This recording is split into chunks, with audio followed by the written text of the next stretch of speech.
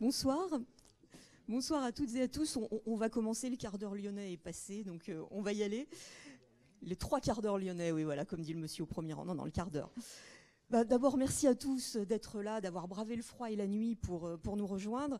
Je me présente, je m'appelle Marion Moinecourt. Je ne suis pas du tout salariée de Groupama Rhône-Alpes-Auvergne. En fait, moi, j'ai un contrat d'assurance chez Groupama. Et comme Groupama est une mutuelle, le jour où j'ai souscrit un contrat d'assurance, je suis devenue sociétaire.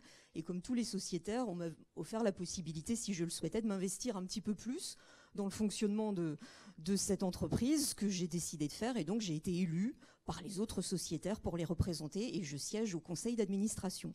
Donc, c'est en cette qualité que ce soir, je vous accueille dans cet amphithéâtre pour assister à cette conférence qui a un thème qui nous parle à tous, demain l'éducation. Donc je vais vous présenter dans quelques instants les intervenants qui vont vous parler ce soir, vous traiter de ce thème.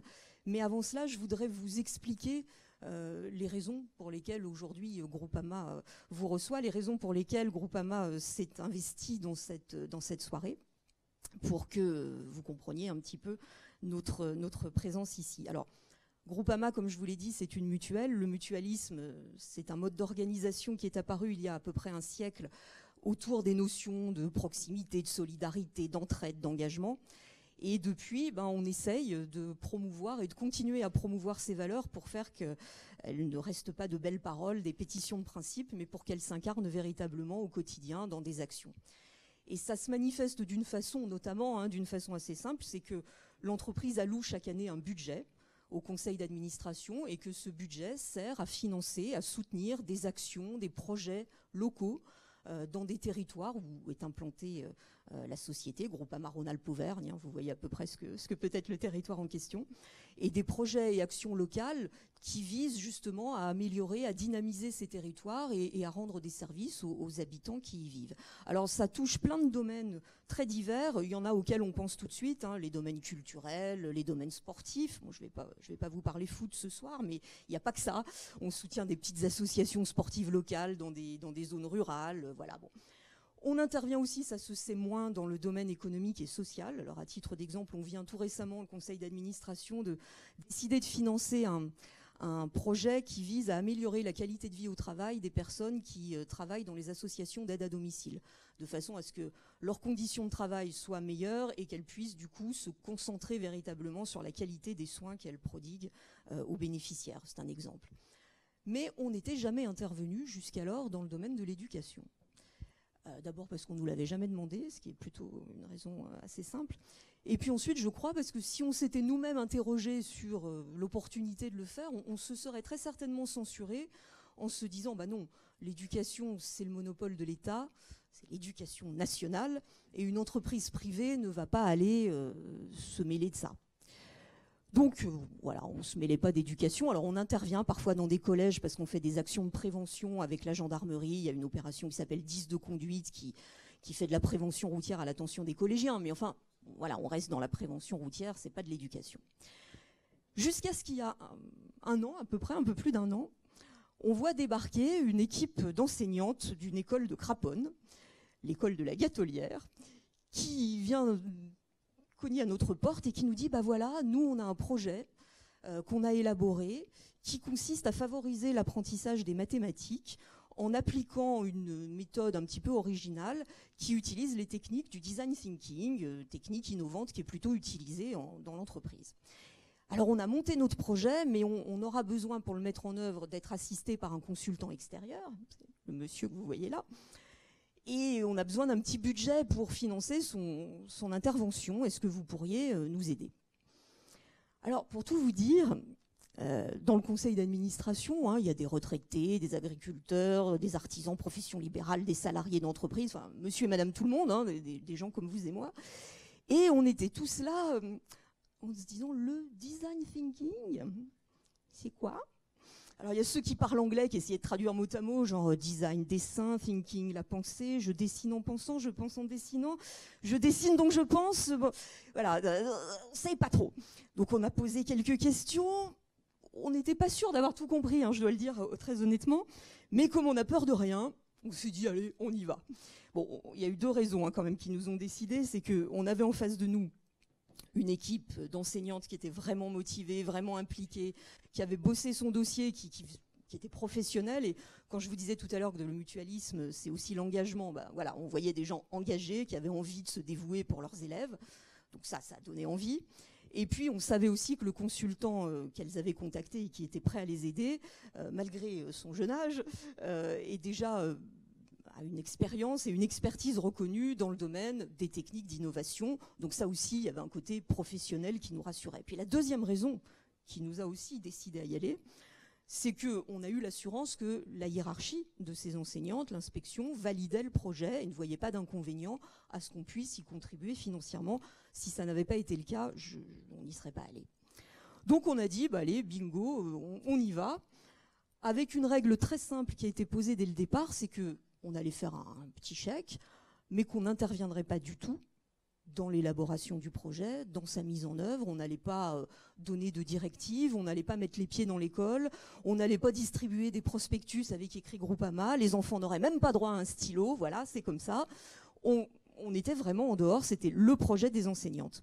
La seule chose qu'on a demandé, c'est d'avoir une restitution en priorité du projet une fois qu'il aurait été mené à son terme. C'est ce qui a été fait au mois de juillet. On a rencontré l'équipe, et puis, Madame Vessac et puis Flavien. Et ce qui nous a été raconté nous a tellement impressionnés, tellement enthousiasmés, qu'on est allé cette fois-ci à l'école au mois de septembre pour assister à la réunion de restitution qui a eu lieu à l'attention des parents d'élèves, pour pouvoir discuter avec les parents d'élèves et avoir leur feedback à eux, savoir en tant que parents ce qu'ils avaient pu constater sur leurs enfants.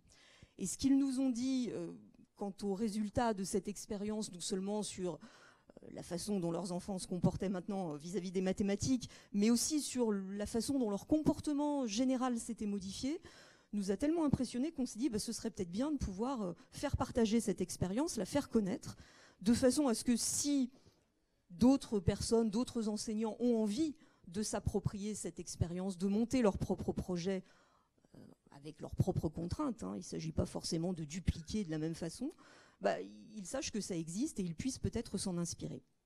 Du coup, ce soir, après la conférence que va donner Flavien, où il abordera entre autres le design thinking, maintenant nous on sait ce que c'est, mais il va vous expliquer ce que c'est, mais où il va parler de choses beaucoup plus vastes sur les nouvelles méthodes et les méthodes pédagogiques du futur, vous aurez le témoignage justement de Madame Vessac, qui est l'institutrice à l'origine de ce projet, et qui est venue et qui est accompagnée de toute son équipe, parce que je crois que la clé de la réussite de ce projet, ça a aussi été l'implication et la cohésion de l'équipe enseignante. Toute l'école, c'est une grosse école, la Gatelière, il y a 14 classes, toute l'école s'est vraiment investie dans cette aventure. Donc elle vous racontera ce qui s'est passé. Avant cela, Flavien, que je vais vous présenter, vous présentera des problématiques beaucoup plus vastes. Donc Flavien Chervet, il est fondateur, dirigeant d'une société qui s'appelle Exoflow, qui est spécialisée, je dirais, dans le conseil et l'accompagnement des entreprises, principalement quand même. Ouais, voilà, allez, surtout des entreprises, moi je fais business, qui sont désireuses de mettre en place au sein de leur organisation des méthodes d'innovation. Alors ça peut être du digital, ça peut être de l'innovation dans le management, voilà, plein de choses. Et puis parallèlement, il est également enseignant, puisqu'il enseigne dans une école d'enseignement supérieur qui s'appelle l'IRIG, qui est hébergée dans les locaux du H7, qui accueille des startups, qui est un incubateur de startups à Confluence, c'est ça, et qui est dédié, qui forme des étudiants au métier de l'innovation. Voilà. Donc Flavien va commencer, vous parler de l'éducation de façon plus générale, vous expliquer ce que c'est que ce satané design thinking, et puis ensuite, vous aurez le retour de cette expérience du design thinking à l'école. Et ensuite, on pourra tous échanger autour d'un petit cocktail qui est prévu et qui sera le bienvenu. Voilà, je vous remercie de votre bienveillance, et puis je cède la place à ceux qui ont des choses intéressantes à dire. Merci.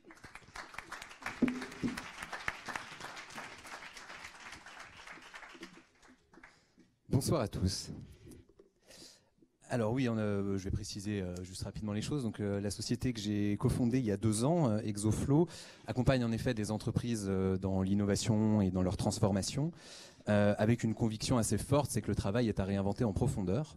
Et nous, notre originalité, c'est que de plus en plus, on est amené à accompagner ces entreprises par la création de lieux. on s'est rendu compte en fait que les lieux, les environnements de travail avaient un impact très fort sur les façons de travailler.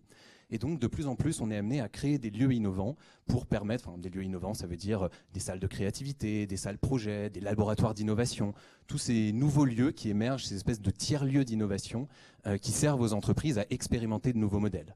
Donc, ça peut être en effet des nouveaux modèles managériaux, ça peut être ce qu'on appelle le mode projet, donc travailler sous la forme de projet, ça peut être des façons plus collaboratives, plus créatives. Enfin bon, il y a toute c'est un sujet très vaste, la réinvention du travail. Et bien sûr, réinventer le travail, ça suppose de réinventer l'éducation. Et en effet, c'est pour ça que j'ai pris des fonctions dans l'école IRIG. Donc je suis enseignant, mais aussi directeur innovation de cette école. Donc j'essaye d'apporter un peu là aussi d'innovation pour imaginer des nouveaux modèles pédagogiques dans les études plutôt supérieures. C'est une grande école de l'innovation, la première en France en plus. Donc c'est plutôt proche du monde du travail et c'est aussi pour ça que je suis très content de participer à ce projet à la Gatelière, parce que ça me permet de compléter la chaîne de l'humain, on va dire, jusqu'à la petite enfance et de participer un peu à la réinvention de l'éducation depuis l'école primaire. Donc voilà, pour compléter un peu ma présentation. Alors aussi merci beaucoup à Groupama de nous accueillir, d'avoir sponsorisé ce projet. Moi j'ai commencé à accompagner l'école La Gatelière quand j'étais encore étudiant, donc complètement bénévolement. Et ensuite, la vie faisant, j'ai monté une société et donc il a été possible de le faire de façon plus professionnelle. Mais ça fait plus longtemps que la vie d'Exoflow que j'accompagne cette école, donc ça fait 3 ans. Et ce qu'on va vous raconter ce soir, alors moi je vais vous donner quelques grandes lignes, mais les enseignantes vont vous expliquer bien plus précisément. C'est l'aboutissement de 3 ans de collaboration, de 3 ans intenses pour cette équipe de maîtresses qui a vraiment fait un travail admirable. Moi, j'ai été qu'un petit déclencheur, j'ai apporté quelques méthodes, etc. Mais c'est vraiment elles qui ont fait tout le boulot. Et il y a eu 2 projets, l'un après l'autre, qui ont été montés. Donc, elles vous expliqueront tout ça. Alors, avant de commencer la conférence en soi, je voulais juste vous donner une petite info. On organise cette conférence ce soir, mais oui, des peintures pariétales, pourquoi pas. Il y a une autre conférence qui va être organisée, c'est juste pour vous donner la date, elle sera de la même façon libre, gratuite, ouverte, le 30 janvier, et elle s'appellera Sapiens 2.0. Après avoir parlé de l'avenir de l'éducation, on parlera un peu de l'avenir de l'humanité en regardant le passé. Donc on regardera l'histoire de l'art et de la créativité et on essaiera de comprendre comment la créativité et l'art ont fait évoluer l'humanité et comment à notre époque ils peuvent servir l'innovation et ce genre de choses dont on parle aussi ce soir. Pendant cette conférence, il y aura des grands noms. Il y aura Jean-Claude qui est le découvreur de la grotte Chauvet qui va venir parler, et il y aura Jean-Jacques Hublin qui est un des plus grands paléo-anthropologue du monde, donc qui va venir aussi raconter pas mal de choses sur la préhistoire et l'impact de l'art pendant la préhistoire.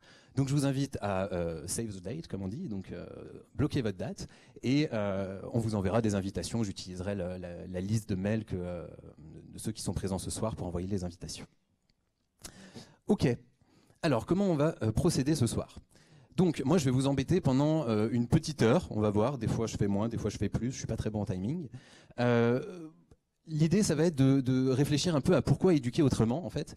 Déjà c'est une bonne question, c'est-à-dire il suffit pas de dire qu'on va innover en pédagogie, il faut aussi se demander pourquoi et dans quel sens, sinon c'est complètement arbitraire et on fait un peu n'importe quoi. Donc on va essayer de se demander pourquoi éduquer autrement, qu'est-ce qui fait qu'aujourd'hui on a vraiment besoin de réinventer en profondeur l'éducation. Ensuite, je vous donnerai ma vision de l'éducation de demain. Je ne vais pas vous parler de tous les modèles qui émergent en ce moment, Montessori, Freinet, les écoles démocratiques, etc.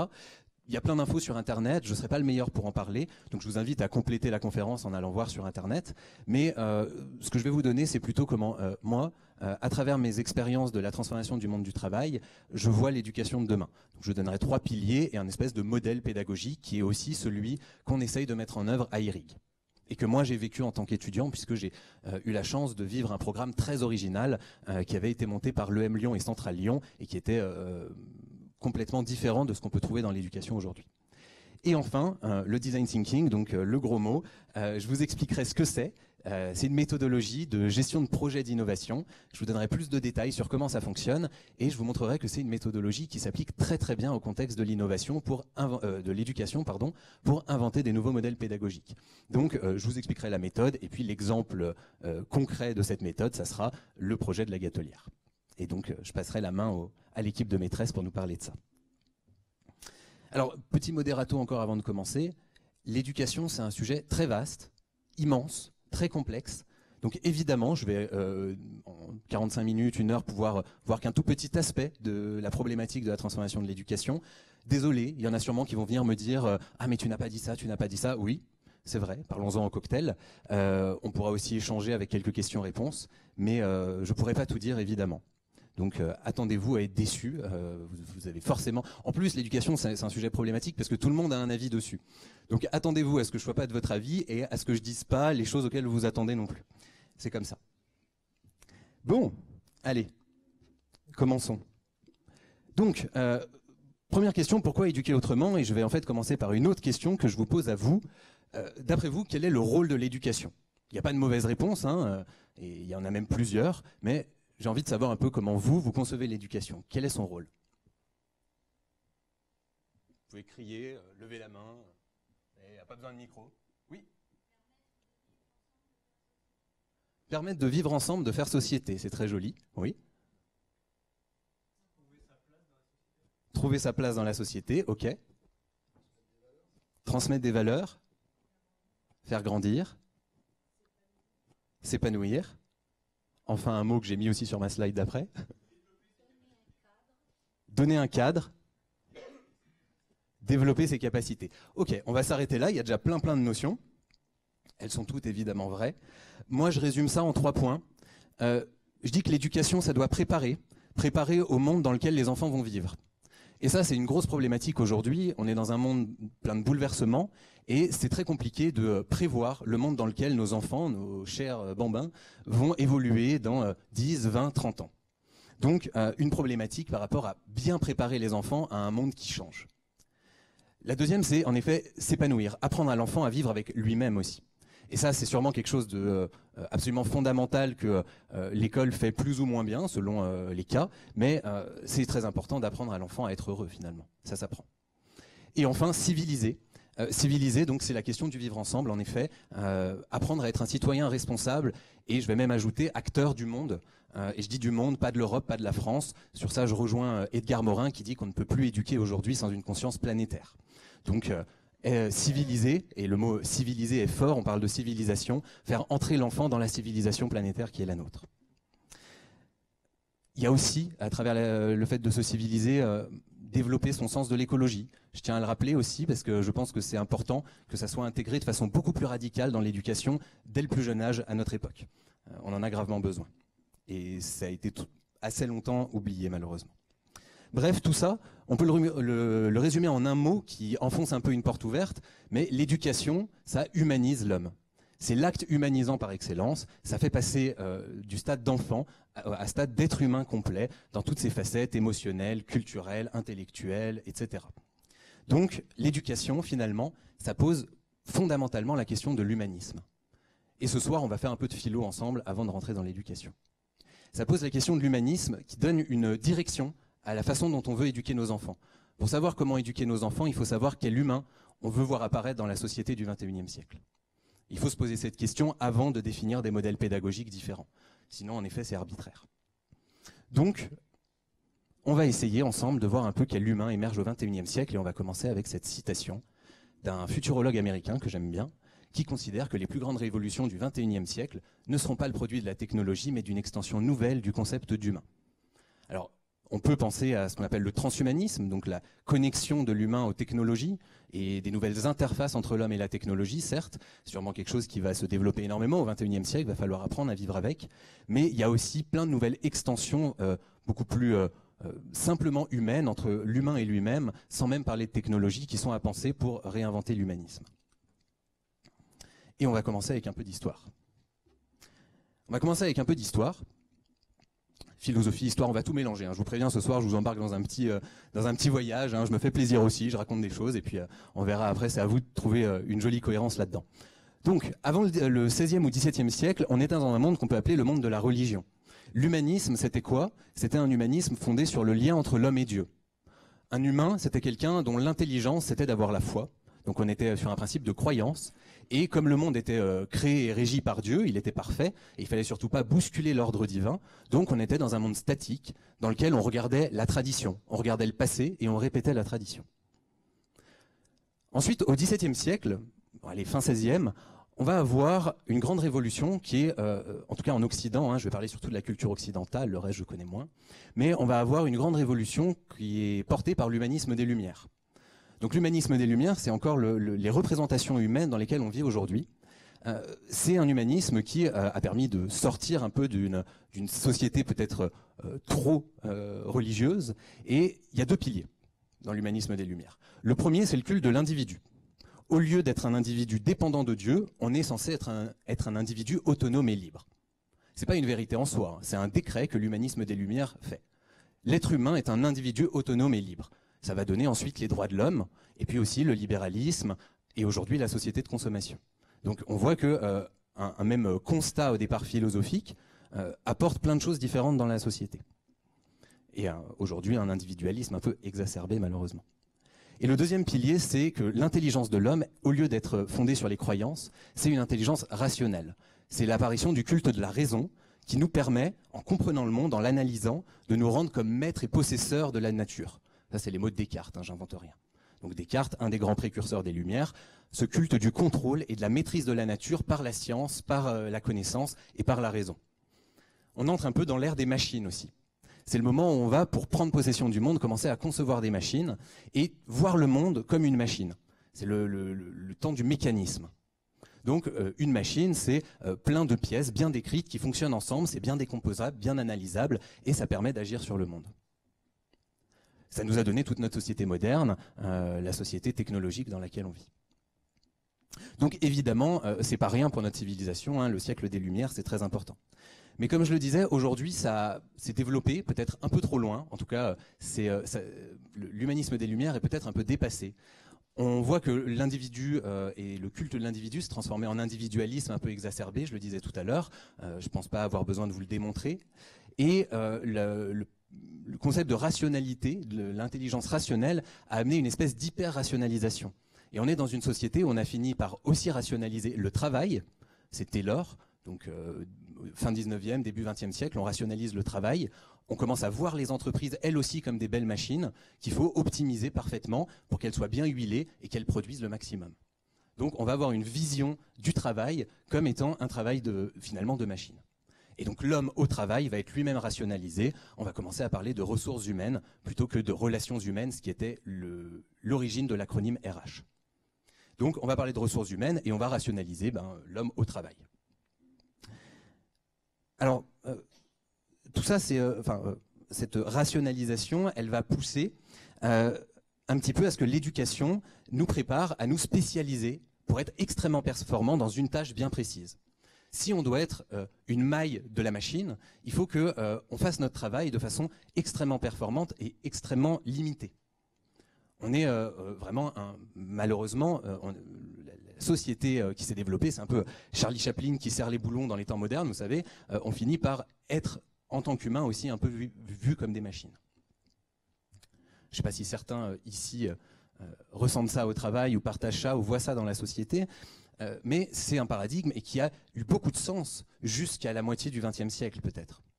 Mais depuis la deuxième moitié du XXe siècle, c'est une façon de penser qui ne marche plus, qui n'est plus opérante. Je ne suis pas en train de faire une leçon de morale, je ne fais pas de jugement de valeur. Mais on est passé dans une autre société que je vais essayer de vous décrire et qui va donner un peu le ton de ce que j'appelle l'éducation de demain. J'ai oublié, dans ce culte de l'individualisme, évidemment, l'école a son rôle à jouer aussi, elle forme à ça. Il ne faut surtout pas copier. On travaille seul, on est noté seul. Tout est fait autour de l'individu. L'éducation, elle est conçue autour de l'individualisme. L'éducation nationale, l'éducation globale. Les temps collectifs, c'est la récré, c'est le moment du jeu, c'est le moment pas sérieux. C'est ce qui ne prépare pas au travail. C'est ce qu'on veut éliminer quand on devient adulte. Désolé, c'est un peu cynique. C'est comme ça. Alors, la bonne nouvelle à tout ça, c'est que au XXe siècle, la science, qui est celle on va dire, qui a amené cette espèce de pensée de la rationalité et de l'individu, la science elle-même a découvert ses propres limites. Au XXe siècle, il y a eu des grandes découvertes scientifiques, je vais donner quelques noms, mais c'est pour ceux qui aiment la science. Mais on parle d'indétermination en physique quantique, on parle d'incomplétude en logique, etc. Il y a eu plein de limites qui sont apparues au XXe siècle et qui ont fait que dans le monde scientifique, on a commencé à se poser la question d'un nouveau paradigme. Et ce qui a apparu, c'est aussi que le monde n'était pas décomposable comme on le croyait, comme Descartes le croyait. Il considérait que pour résoudre un problème, il fallait le décomposer en sous-problèmes les plus simples et les plus petits possibles, et ensuite recomposer la solution complète. On s'est rendu compte, ça c'est ce qu'on appelle le réductionnisme en sciences, on s'est rendu compte qu'il fallait avoir une vision globale des fois, qu'il fallait étudier certains systèmes de façon totale. C'est ce qu'on appelle la systémique ou l'holistique. Bon, il y a plein de mots pour dire ça. C'est le fait de prendre un système dans son ensemble pour l'expliquer. Donc on a remis en cause beaucoup de fondamentaux de la science et on a créé des armes. Et tout ça, c'est ce qu'on appelle les sciences de la complexité. Le commun dénominateur, c'est qu'on s'est rendu compte, en fait, que le monde n'était pas aussi rationalisable et décomposable qu'on le croyait, mais que c'était un monde extrêmement complexe. Un monde qui n'était pas mécanique, mais un monde qui était organique. C'est pas un monde où chaque pièce doit être à sa place et qu'on peut décomposer. C'est un monde dans lequel toutes les pièces sont en interaction, en interrelation constante. Et ce monde-là, pendant, on va dire, le XXe siècle, il a commencé à devenir flagrant à nos yeux, notamment grâce à l'arrivée du numérique et des réseaux. L'arrivée du numérique, et notamment d'Internet, ce que ça a très fort, c'est de nous mettre face au fait accompli. Le réseau, c'est l'élément de la complexité par excellence. Depuis l'arrivée d'Internet, on vit dans un monde complexe, même le monde humain est devenu très complexe, on ne peut plus faire autrement. Il y a des interrelations constantes, des rétroactions constantes entre les individus du monde entier. Ça se fait partout, en même temps, très rapidement. C'est toutes les propriétés des systèmes complexes. Et dans un système complexe, il y a vraiment deux caractéristiques, la rapidité et la nouveauté. Tout bouge et tout crée de la nouveauté tout le temps. Et donc les belles mécaniques bien huilées, les belles machines qu'on avait imaginées jusqu'au XXe siècle, ne sont plus opérantes dans ce genre de système. Elles n'arrivent plus à se transformer en même temps que l'environnement. Alors là, vous avez une magnifique œuvre d'art de Shota Shisharu. C'est un artiste qui fait partie d'un mouvement qui s'appelle le networkisme, donc network, le réseau. C'est un mouvement qui est international. Vous pouvez aller voir sur Internet certaines œuvres des artistes networkistes et qui utilisent l'esthétique des réseaux et l'esthétique de la complexité pour créer des œuvres. Et je trouve vraiment qu'il y a un pouvoir évocateur dans cette image du réseau qui est très forte. On voit qu'en effet, c'est complètement illisible. C'est pas comme une belle machine bien rationnelle dont on peut faire les plans. C'est pas comme un avion qu'on peut décomposer et on sait exactement où est chaque pièce et pourquoi. Là, on n'est pas dans le monde de l'objet, on est dans le monde de la relation. C'est beaucoup trop riche pour être compris par la rationalité humaine. Bref, l'humain rationnel est dépassé. Et donc, le travail change. Les organisations changent dans ce monde complexe. Elles sont obligées de se mettre en mouvement elles aussi. Elles sont obligées d'évoluer avec un environnement qui évolue très vite. Et donc, le travail change. On est obligé de développer de nouvelles compétences. Alors, l'humain, dans ce monde complexe, qu'est-ce qu'il devient ?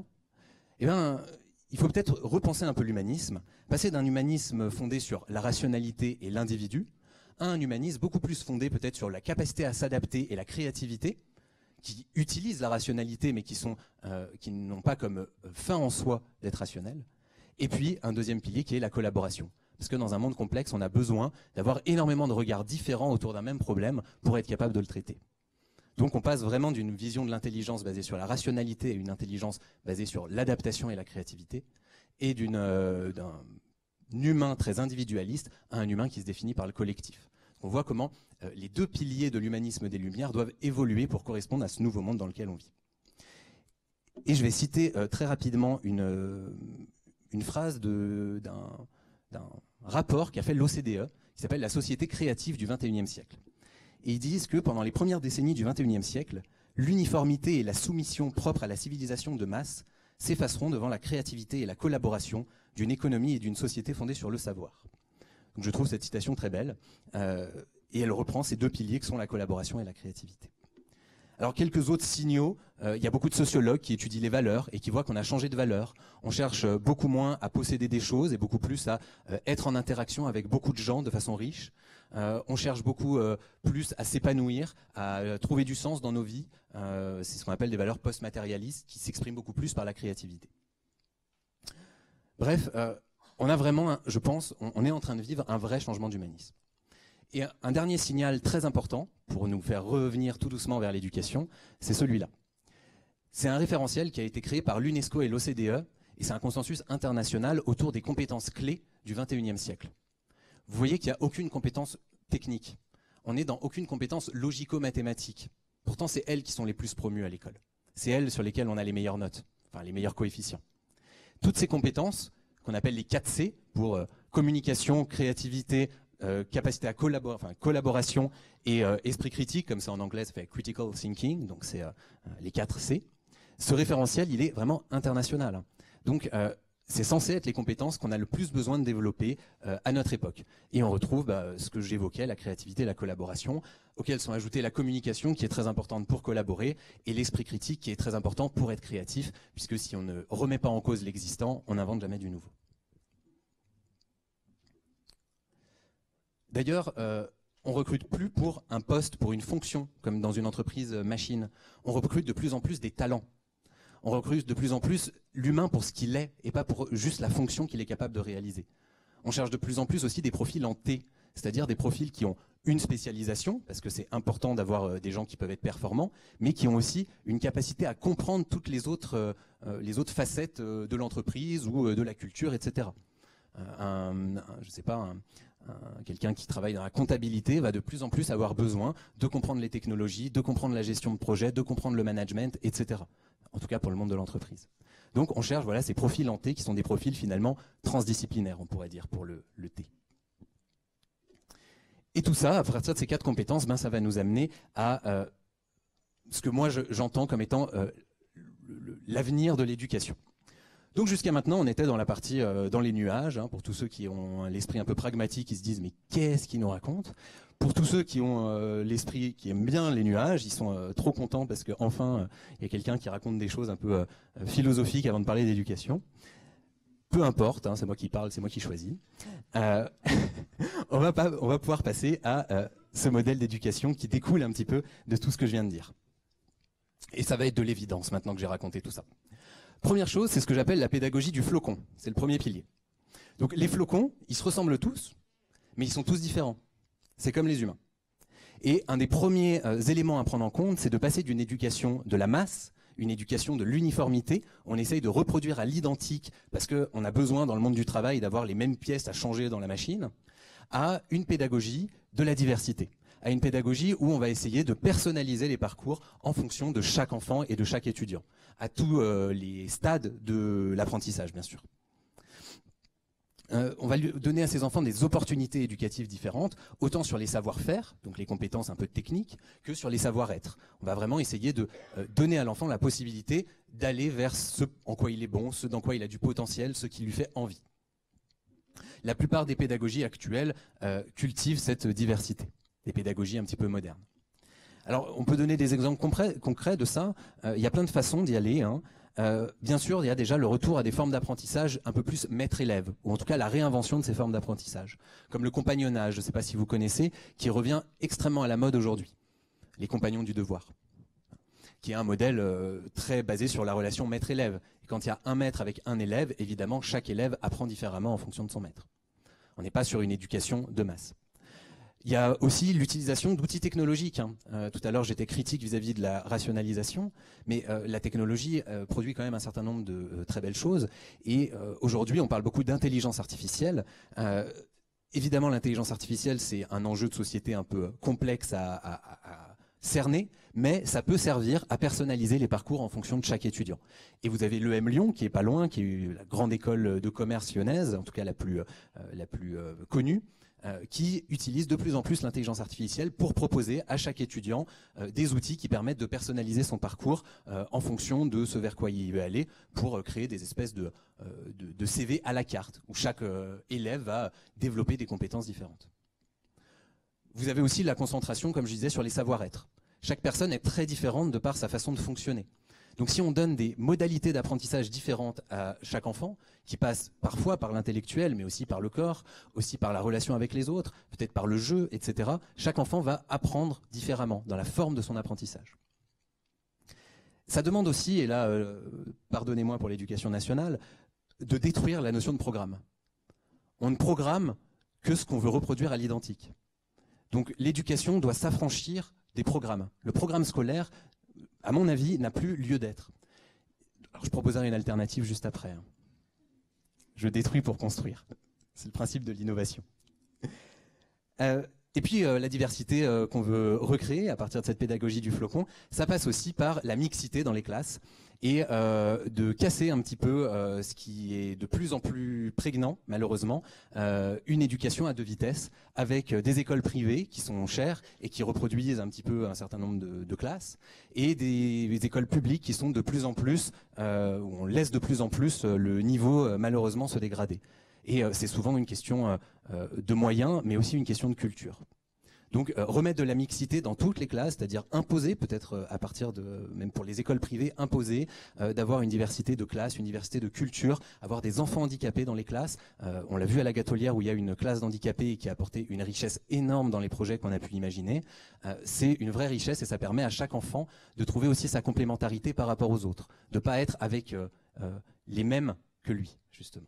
Donc cette diversité est aussi vraiment à pousser. Le deuxième pilier, c'est ce que j'appelle la pédagogie de la mosaïque. Alors, qu'est-ce qui caractérise une mosaïque? La diversité, pourquoi pas? On peut faire une mosaïque d'une seule couleur. Non, c'est le fait que si on prend chaque petit morceau, il n'y a pas d'image, et quand on les met tous ensemble, on a une magnifique image, on a une magnifique œuvre d'art. Donc, c'est l'idée que au lieu de faire de la pluridisciplinarité, c'est-à-dire que chaque enfant travaille par matière, apprennent les disciplines séparées les unes des autres, on relie tout ça, on connecte tout ça pour faire émerger quelque chose de plus grand. Ce qu'on appelle la transdisciplinarité. Le fait qu'au lieu que les disciplines soient les unes à côté des autres, elles soient réunies. Et là, ça demande de supprimer le concept de matière. Je continue à détruire. Donc, je pense qu'il faut aussi remettre fondamentalement en cause ce concept de matière. On n'apprend pas des maths, des sciences de la vie, de l'histoire, des langues.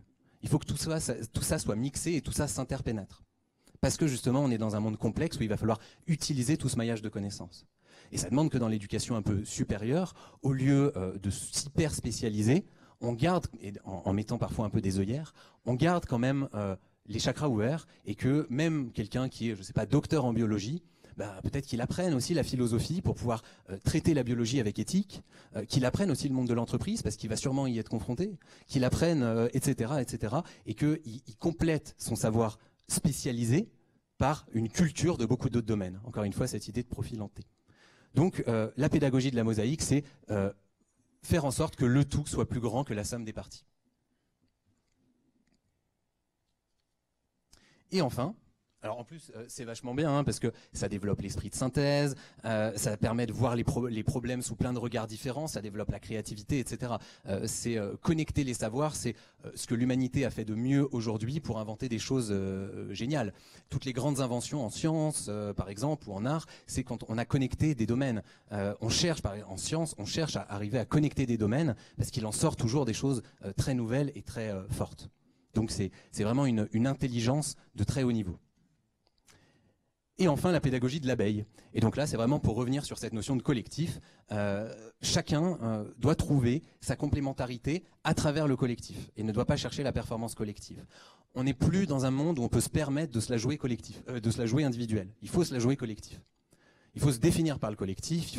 Là, c'est un peu moralisateur, mais ça, je pense qu'on a tous notre part à jouer dans l'apprentissage pour nous-mêmes et pour nos enfants, de la capacité à collaborer et de l'ouverture à l'autre. Et bien sûr, ça demande de supprimer les concours. On continue à détruire. Voire même le système de notation actuel, qui en effet pousse l'enfant à ne pas copier, alors qu'il faut copier, c'est très bien. Tous les plus grands inventeurs, là aussi, sont des grands copieurs. Picasso disait les grands artistes volent, les génies pillent. Bon, c'est peut-être un peu fort, mais copier n'est pas du tout un problème. On copie pour aller plus loin, par contre. On ne copie pas juste pour être paresseux. Mais copier, ça fait partie de la nature humaine, c'est tout à fait normal. On est des êtres sociaux et mimétiques. Bref, passer d'une éducation individuelle à une éducation collective et développer la complémentarité. Et quand on prend ces trois piliers, donc le flocon, la mosaïque, l'abeille, on commence à se voir dessiner un nouveau modèle pédagogique qui est, pour moi, fondé sur l'apprentissage par projet. Au lieu d'apprendre par matière, selon un programme et en étant noté à chaque fois selon notre performance individuelle, pourquoi ne pas simplement monter des projets ensemble? Pendant un projet, on mobilise un nombre de compétences très vaste et on les réunit tout ensemble autour d'un problème. Donc c'est de la transdisciplinarité, c'est de la mosaïque. On est obligé de s'y mettre à plusieurs. Le projet, par définition, c'est quelque chose de collectif où on collabore et où chacun doit apporter sa pierre de façon complémentaire. C'est l'abeille. Et pendant un projet, chaque personne, la diversité de chaque personne amène de la richesse pour résoudre le problème qu'on essaye de traiter. Donc finalement, la pédagogie par projet, c'est, il me semble, ce qu'on doit mettre en place. Et c'est ce qu'on met en place à IRIG, où, par exemple, 70% de l'apprentissage fonctionne autour de projets. Et les 30% restants, il y a un peu de cours qui permettent à chaque fois d'enrichir le projet. Tout converge vers le projet, tout irrigue le projet. Donc cette pédagogie par projet, il me semble qu'elle est absolument fondamentale. Moi, c'est ma vision de l'éducation pour demain, je suis complètement radical là-dessus. Il faut fondamentalement aller vers une éducation par projet pour permettre une pédagogie du flocon, de la mosaïque et de l'abeille. L'avantage aussi du projet, c'est que ça fait mettre les mains à la pâte. On est dans le concret. Donc on connecte le savoir au vrai monde. L'enfant, il se sent utile directement. Par exemple, à l'école La Gatolière, on envisage peut-être de monter un prochain projet pour repenser les espaces. Je vous avais dit, les espaces induisent des comportements au travail. Pourquoi ils n'induiraient pas aussi des comportements dans la façon d'apprendre? Donc on commence à réfléchir, à réinventer la façon dont l'école est structurée, dont les espaces sont structurés. Mais c'est pas nous qui allons le faire, c'est les enfants. C'est les enfants qui vont inventer leur environnement de travail de demain, leur environnement éducatif de demain. Et en faisant ça, vous imaginez pas la fierté et l'utilité qu'ils ressentent. Et après, tout ça, ça leur sert dans le monde professionnel, ou même dans un monde autre que professionnel, en tout cas dans le monde adulte. Ça permet aussi aux profs, non pas d'être simplement un déverseur de connaissances, et ça amuse très peu de profs, y en a quelques-uns qui aiment ça, mais c'est de plus en plus rare. Ça permet aux profs d'être beaucoup plus un facilitateur de projets, où il va aider les enfants à monter leurs projets ensemble et les amener à mobiliser les bonnes connaissances au bon moment. Donc ça lui donne une posture presque de coach, ce qui est une posture beaucoup plus active vis-à-vis des enfants et qui permet de se concentrer pour développer le potentiel de chaque enfant.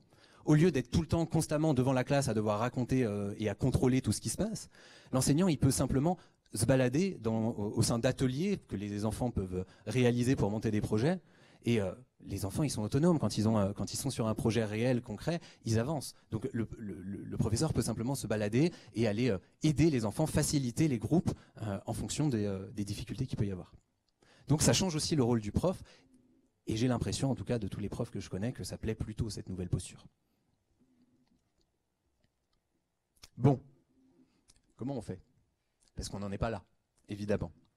Même si dans l'éducation supérieure, il y a des initiatives privées comme IRIG qui peuvent expérimenter ces nouveaux types de pédagogie et avancer là-dessus, évidemment, faire bouger l'ensemble de l'éducation nationale, qui est extrêmement structuré, qui est un mastodonte qui fonctionne en plus, qui a tout un certain nombre de gros avantages. Il faut rappeler quand même que l'éducation de masse, c'est ce qui a permis d'élever le niveau intellectuel de la population de façon drastique. Donc c'est un système qui a ses avantages. Mais aujourd'hui, il doit bouger. Comment on fait bouger ça ? Alors, j'ai quelques petites idées là-dessus. Ça va pas plaire, là aussi, mais bon, au point où j'en suis. La première chose, c'est que toute organisation qui veut se transformer, se mettre en mouvement, elle doit se décentraliser. Elle doit mettre le pouvoir d'agir au contact du terrain, au contact de ceux qui voient réellement les évolutions, les vrais problèmes. Donc, très concrètement, il faut foutre la paix aux profs. Il faut que les profs aient la totale liberté d'expérimenter dans un périmètre défini. Là aussi, ça remet en cause la notion de programme. Il faut donner des objectifs généraux aux profs et les laisser expérimenter de façon très radicale, leur donner une liberté, une autonomie, une confiance énorme. Quand on voit les résultats que ça produit à la Gatolière, on est devant le fait accompli. Cette équipe de maîtresses, moi, elle m'a sidéré tout le long par l'intelligence situationnelle qu'elle mettait en œuvre. Pourquoi ? Parce qu'elle était au contact des enfants, au contact de l'évolution des enfants et du vrai monde. Donc la première chose, c'est ça. Alors, il y a un exemple que j'aime bien. Je pique cet exemple à Idriss Aberkan qui a fait une très bonne vidéo sur l'éducation. Je vous invite à aller la voir sur Internet pour ceux qui aiment bien ce speaker, qui a vécu quelques scandales, mais qui reste un très bon speaker, très inspirant. Et je lui pique cet exemple, j'ai découvert ça. La Suisse, dans sa constitution, il y a un principe qui s'appelle le principe de subsidiarité. Et que dit ce principe ? La responsabilité d'une action publique, lorsqu'elle est nécessaire, doit être allouée à la plus petite entité capable de résoudre le problème d'elle-même. C'est un principe de décentralisation. C'est pas étonnant, on est dans un pays fédéraliste. La décentralisation est dans la constitution suisse. Et vous connaissez peut-être Céline Alvarez, qui est une des femmes qui récemment a expérimenté de façon très radicale des nouvelles façons d'éduquer et qui a eu des résultats étonnants, plutôt étonnamment positifs. Elle a dû partir en Suisse pour aller pouvoir exercer comme elle le souhaitait. En France, elle a été tellement remise en cause qu'elle est partie. On a vraiment besoin de développer cette culture de la décentralisation et de la confiance pour garder des talents comme Céline Alvarez et faire en sorte de laisser expérimenter des nouveaux modèles. Alors je ne sais pas si Céline Alvarez est l'exemple par excellence, c'est peut-être le plus connu. Mais il y en a plein des acteurs qui essayent de transformer les choses. La deuxième chose, c'est mieux utiliser nos connaissances en sciences cognitives. Depuis 30 ans, on fait des avancées révolutionnaires en sciences cognitives et en neurosciences. On comprend le cerveau mieux qu'on ne l'a jamais compris. On est encore loin de le comprendre complètement, mais on en comprend plein de fonctionnements et plein de principes ergonomiques. Par exemple, sur la gestion de l'attention. On découvre que le jeu, et on le savait déjà, hein, mais on avait un peu oublié, le jeu est la meilleure façon d'apprendre, parce que ça permet de capter l'attention de façon très très forte. Donc apprendre par le jeu, c'est une des meilleures façons d'apprendre, et dans la nature, tous les animaux qui doivent survivre, ceux qui survivent le mieux, sont ceux qui jouent le plus longtemps. Ceux qui sont les plus intelligents, comme les corbeaux ou les renards, sont ceux qui jouent le plus longtemps. Ils jouent pour apprendre. Donc ça, on l'a redécouvert grâce, par exemple, aux sciences cognitives. Donc donner aux professeurs aussi les armes des sciences cognitives et résorber un peu cette fracture qu'il y a entre la science et l'éducation. C'est, on va dire, ça devrait... Enfin, un professeur, c'est un ingénieur de nos cerveaux, on va dire. Si on ne lui donne pas la connaissance de ce qu'il est en train de modifier et de malaxer, on va dire, il ne peut pas le faire dans le bon sens. En tout cas, il aura plus de mal, ou alors il va intuiter les choses. Mais aujourd'hui, on peut vraiment lui donner des vrais outils. Donc, mieux utiliser les sciences cognitives.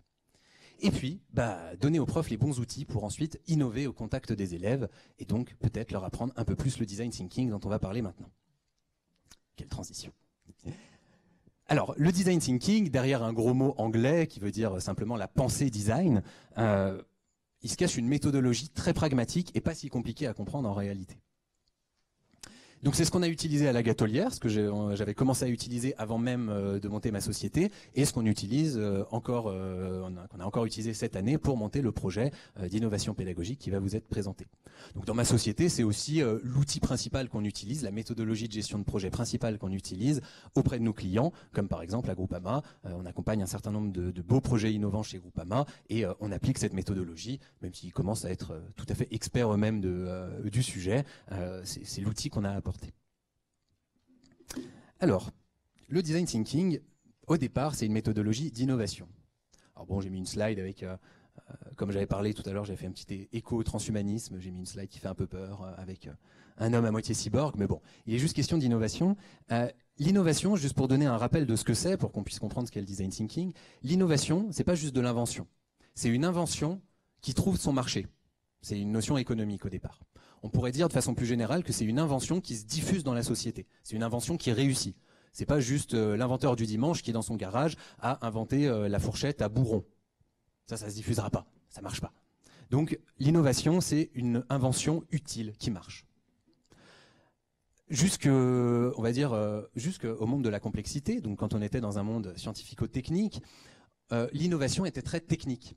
On améliorait la technique, c'était très mesurable, donc on pouvait savoir à l'avance si ça allait se diffuser. En gros, si ma voiture va plus vite que la tienne, elle se vendra mieux, elle va mieux se diffuser. Si mon arme tue plus de monde, elle va mieux se vendre. Si mon vaccin soigne plus de gens, ça contrebalance, et il va mieux se diffuser aussi, etc. On était sur des critères techniques mesurables, et donc on était là aussi dans une diffusion de l'innovation qui était assez rationnelle.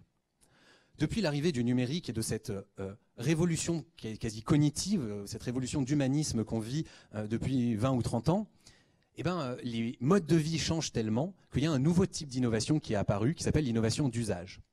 On n'est plus dans l'innovation technique où on améliore la technologie, on est dans l'innovation d'usage, on utilise la technologie mais pour mieux coller aux nouveaux usages qui apparaissent dans la société. Typiquement, Airbnb, c'est pas ça marche pas mieux que l'hôtel en termes techniques. Mais aujourd'hui, Airbnb se diffuse extrêmement vite dans la société parce que ça correspond aux nouveaux usages des gens, à l'économie du partage et à des nouvelles façons de consommer. Donc c'est une innovation qui marche, pas pour des raisons techniques, pas parce qu'on est en contexte de rationalité où on sait que ça va se développer, mais parce qu'elle correspond à un contexte humain beaucoup plus impalpable, beaucoup plus complexe, beaucoup plus lié aux modes, aux influences, etc. Et donc cette innovation d'usage, c'est très difficile de la prédire et de pouvoir savoir quand elle va marcher. Donc le design thinking, c'est une méthodologie qui est justement va être spécifique pour créer des innovations d'usage et dont l'objectif va être de réduire l'incertitude liée au contexte humain dans lequel ces innovations d'usage apparaissent. C'est vraiment une méthodologie qui sert à mieux comprendre l'humain pour créer des innovations utiles pour lui. Un autre exemple d'innovation d'usage, tant que j'y suis, ça vous donne quelques réalités, c'est Nespresso. Alors, chez Nespresso, le café, il a le même goût que chez vous, il a le même goût qu'ailleurs. Mais ils vous le vendent 3 fois plus cher. Pourquoi ? Parce que vous allez vivre une expérience de cave à vin. Vous entrez, on vous dit quels arômes il y a dans le café, on vous fait déguster le café par petites gorgées, etc. Il y a quelque chose de très précieux. On va vraiment vous faire vivre une expérience très puissante autour du café, vous faire consommer avec des petites capsules dans une machine, là aussi un peu précieuse, etc. Bref, on va appliquer tous les critères du luxe au café, qui n'était pas un produit luxueux avant. Et dans un marché en récession, aujourd'hui, Nespresso est une entreprise qui tire des marges hallucinantes et qui est en pleine croissance. Donc ça montre que quand on conçoit une expérience qui correspond à un moment donné à une attente des humains ou à des nouvelles façons de voir le monde pour les humains, là cette volonté d'avoir des produits assez luxueux, eh ben, ça marche très bien. Dans le contexte de l'éducation, le design thinking, pourquoi il est intéressant ? Pas pour vendre mieux, évidemment, mais pas pour créer des expériences plus puissantes pour le consommateur. Mais c'est une méthodologie qui est centrée sur l'humain, qui vraiment se concentre sur la façon dont l'humain fonctionne. Et donc pour créer des innovations pédagogiques qui vont devoir permettre à des enfants de mieux apprendre, le design thinking peut être un outil très performant. Alors bref, pourquoi le design thinking ? Je vous l'ai dit plus ou moins. Et le principe, ça va être, cette slide aussi on peut la passer, le principe du design thinking, ça va être l'expérimentation. C'est comme en science. C'est comme en science où on expérimente pour aller chercher un critère externe de vérité dans la nature pour pas se tromper dans nos théories. Là, on va aller chercher un critère externe de vérité qui va être l'utilisateur, l'humain, dans notre contexte éducatif, l'enfant, et voir, ça va être lui qui va nous dire ce qui marche ou ce qui marche pas. Donc vous avez le fondateur, pas le créateur du design thinking, mais celui qui l'a diffusé très largement dans le monde en 2009, qui s'appelle donc Tim Brown, qui a monté une boîte qui s'appelle IDEO et qui diffuse le design thinking et l'applique dans des entreprises. Il dit que donc design thinking est une approche centrée sur l'humain, human-centered, donc encore une fois cette notion d'humain au centre, on va vraiment se concentrer sur l'humain. Au lieu d'utiliser, comme dans l'innovation technique, les sciences dures, on va beaucoup utiliser les sciences sociales, la sociologie, la psychologie, l'anthropologie, etc. To Innovation, donc au départ c'est pour innover, qui utilise les outils du designer. Le designer, tout comme l'architecte, c'est quelqu'un qui fonctionne en mode projet. Il est tout le temps dans la création de quelque chose de neuf à travers un projet, et il est tout le temps en train d'aller sur le terrain pour voir si ce qu'il fait fonctionne. Et qui va essayer d'intégrer, alors dans un contexte économique évidemment, les besoins des gens, les possibilités de la technologie à un moment donné, et le besoin de viabilité économique d'un business. Dans notre cas, la viabilité, ça va simplement être la faisabilité en utilisant les moyens qu'on a à disposition dans l'éducation. Donc vous avez ce triptyque du design thinking qui va, contrairement à ce qu'on a d'habitude dans la gestion de projet où on s'intéresse surtout à ça, là on va s'intéresser vraiment à cette notion qu'on appelle la désirabilité dans un contexte business, mais qui va être vraiment le fait que ça soit utile pour l'humain et que ça soit adopté par l'humain facilement. Alors, je vous le donne en mille, un des plus gros consommateurs de design thinking au monde, c'est qui ? C'est Apple. Apple, c'est pareil, ils sont capables de vous mettre entre les mains des outils. Vous savez vous en servir avant même de les avoir ouverts. Pourquoi ? Parce qu'ils sont énormément intéressés à l'humain, ils ont énormément utilisé les sciences humaines pour savoir comment des objets technologiques très complexes pouvaient avoir une ergonomie, une fluidité d'usage extrêmement forte. Allez, on passe au contexte de l'éducation. Ça, c'est la méthodologie du design thinking étape par étape. Donc, souvent, elle est représentée comme ça. On appelle ça le nid d'abeilles, encore des abeilles. Vous avez plein d'autres représentations, mais celle-ci, c'est la plus connue. Donc on dit qu'elle fonctionne en 5 étapes. En fait, je vais vous mettre la slide suivante. On est sur mes slides habituels. Parce que c'est une méthode qui est aussi très itérative. Donc le principe, on va commencer par la première étape qui s'appelle empathize, donc l'empathie. Moi j'appelle ça immersion, mais on peut l'appeler empathie. Donc l'empathie, pour tout le monde, c'est le fait de se mettre à la place de l'autre. Donc c'est là où on va être très consommateur de regards sociologiques, de sciences humaines, pour aller sur le terrain, voir ce qui se passe. Quand on est en contexte d'innovation, quand on veut innover dans un domaine, on ne sait pas toujours quel est le problème à résoudre. Et si on le sait, il faut partir du principe qu'on se trompe. On va essayer d'être humble. Donc on va aller sur le terrain, regarder ce qui se passe. Et moi, pour avoir accompagné par exemple un projet dont il y a quelques représentants ici de drones qui sert pour l'agriculture, je suis allé avec des agriculteurs dans les champs pour vraiment voir comment les choses fonctionnaient, comment ils vivaient au quotidien et comment ils pouvaient se servir des outils qu'ils avaient déjà et quels étaient leurs vrais problèmes. Donc aller s'immerger sur le terrain, dans le contexte de l'école, c'est aussi par exemple aller auprès des enfants et leur faire des interviews pour comprendre quelles sont leurs douleurs. La première problématique qu'on a essayé de résoudre il y a 3 ans dans cette école La Gatelière, c'était le niveau mathématique. Et en fait, quand on est allé interroger les enfants, on s'est rendu compte que les problématiques n'étaient pas du tout d'ordre technique. C'était une notion de représentation de l'erreur, une peur, quelque chose d'humain. Il ne fallait pas changer le niveau mathématique dans les problèmes, il fallait changer toute l'expérience vécue autour du problème mathématique. C'était ça qui fondamentalement était un blocage. Donc on a redéfini le problème. Et ça, c'est la deuxième étape. Une fois qu'on est allé sur le terrain, qu'on a vu la réalité et qu'on ne s'est pas fait de fausses idées avec, dans notre tour d'ivoire, tout ce qu'on peut croire de l'extérieur, on définit le problème. Alors oui, on est sur un processus créatif. Comme tout processus créatif, à un moment, on cherche des solutions, mais avant ça, il faut soi-même définir le problème qu'on va résoudre. Il n'est pas explicite. Donc on définit notre problème. Par exemple, dans le cas de l'école avec ce premier projet, en effet, le problème qu'on a essayé de résoudre, c'est de dédramatiser l'erreur, qui n'était pas donc du tout un problème technique. Ensuite, la phase d'idéation. Alors c'est le mot français qui vient de l'américain, ça veut dire générer des idées. Donc là, c'est une phase très créative. Et là, il y a plein de techniques pour faire ça. La plus connue, je pense que tout le monde ici a entendu parler, c'est le brainstorming. Vous avez sûrement déjà entendu ce mot. Tempête d'esprit, on va essayer en 2 phases, d'abord générer des idées le plus librement possible, et la deuxième phase, ça va être de sélectionner les meilleures idées en fonction de certains critères. Donc le brainstorming, qui est une technique de créativité, mais il y en a plein d'autres. Dans ma société, on en déploie 5, 6 différentes selon les cas, voilà, en fonction des objectifs. Et ensuite, on rentre vraiment dans la logique de terrain, dans la logique d'expérimentation. Les idées qu'on a eues, on va considérer que c'est que des hypothèses. C'est comme en science, encore une fois. En science, on va considérer, il y a un scientifique qui va dire que la Terre est plate, l'autre qui va dire que la Terre est ronde, l'autre qui va dire que la Terre est un quadrilatère, je ne sais pas quoi. Toutes ces hypothèses, a priori, se valent. Il n'y a qu'au contact de la nature, en mesurant la courbure de la Terre, etc., qu'on va pouvoir dire, OK, la Terre est ronde. Et bien c'est pareil, là on va faire des prototypes, au lieu de faire des protocoles expérimentaux scientifiques pour aller tester des hypothèses scientifiques, on va prototyper des solutions qui correspondent à des résolutions de la problématique qu'on a définie.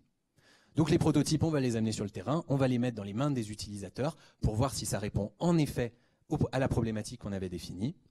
Si c'est le cas, tant mieux, on n'a plus qu'à améliorer. Si c'est pas le cas, on recommence et on fait ça en boucle. Alors très souvent, on fait ça en boucle ensuite. Une fois qu'on a bien trouvé le problème, qu'on est sûr qu'on a bien défini le problème, on teste, on génère de nouvelles idées, on prototype, on reteste, on génère de nouvelles idées, etc.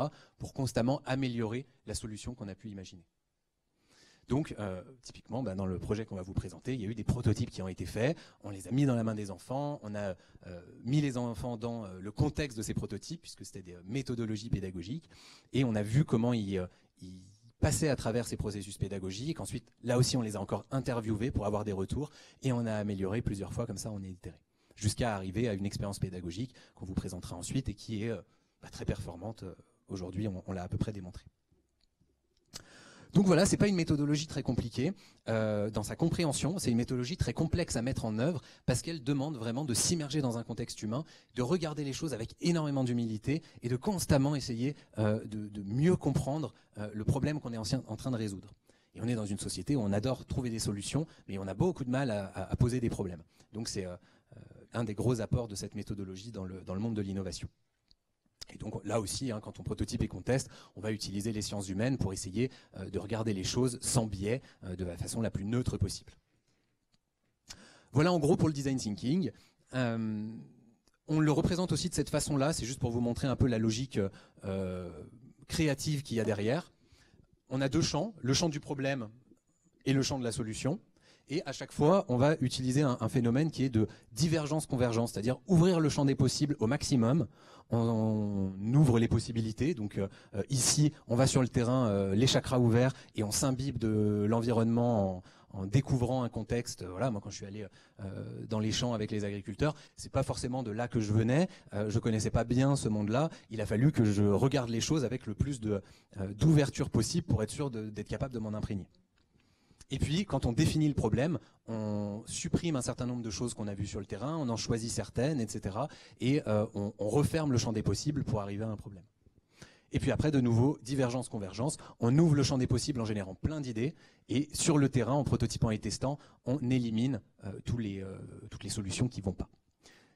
C'est aussi un processus qu'on retrouve dans le monde du vivant. Là aussi, c'est très biomimétique.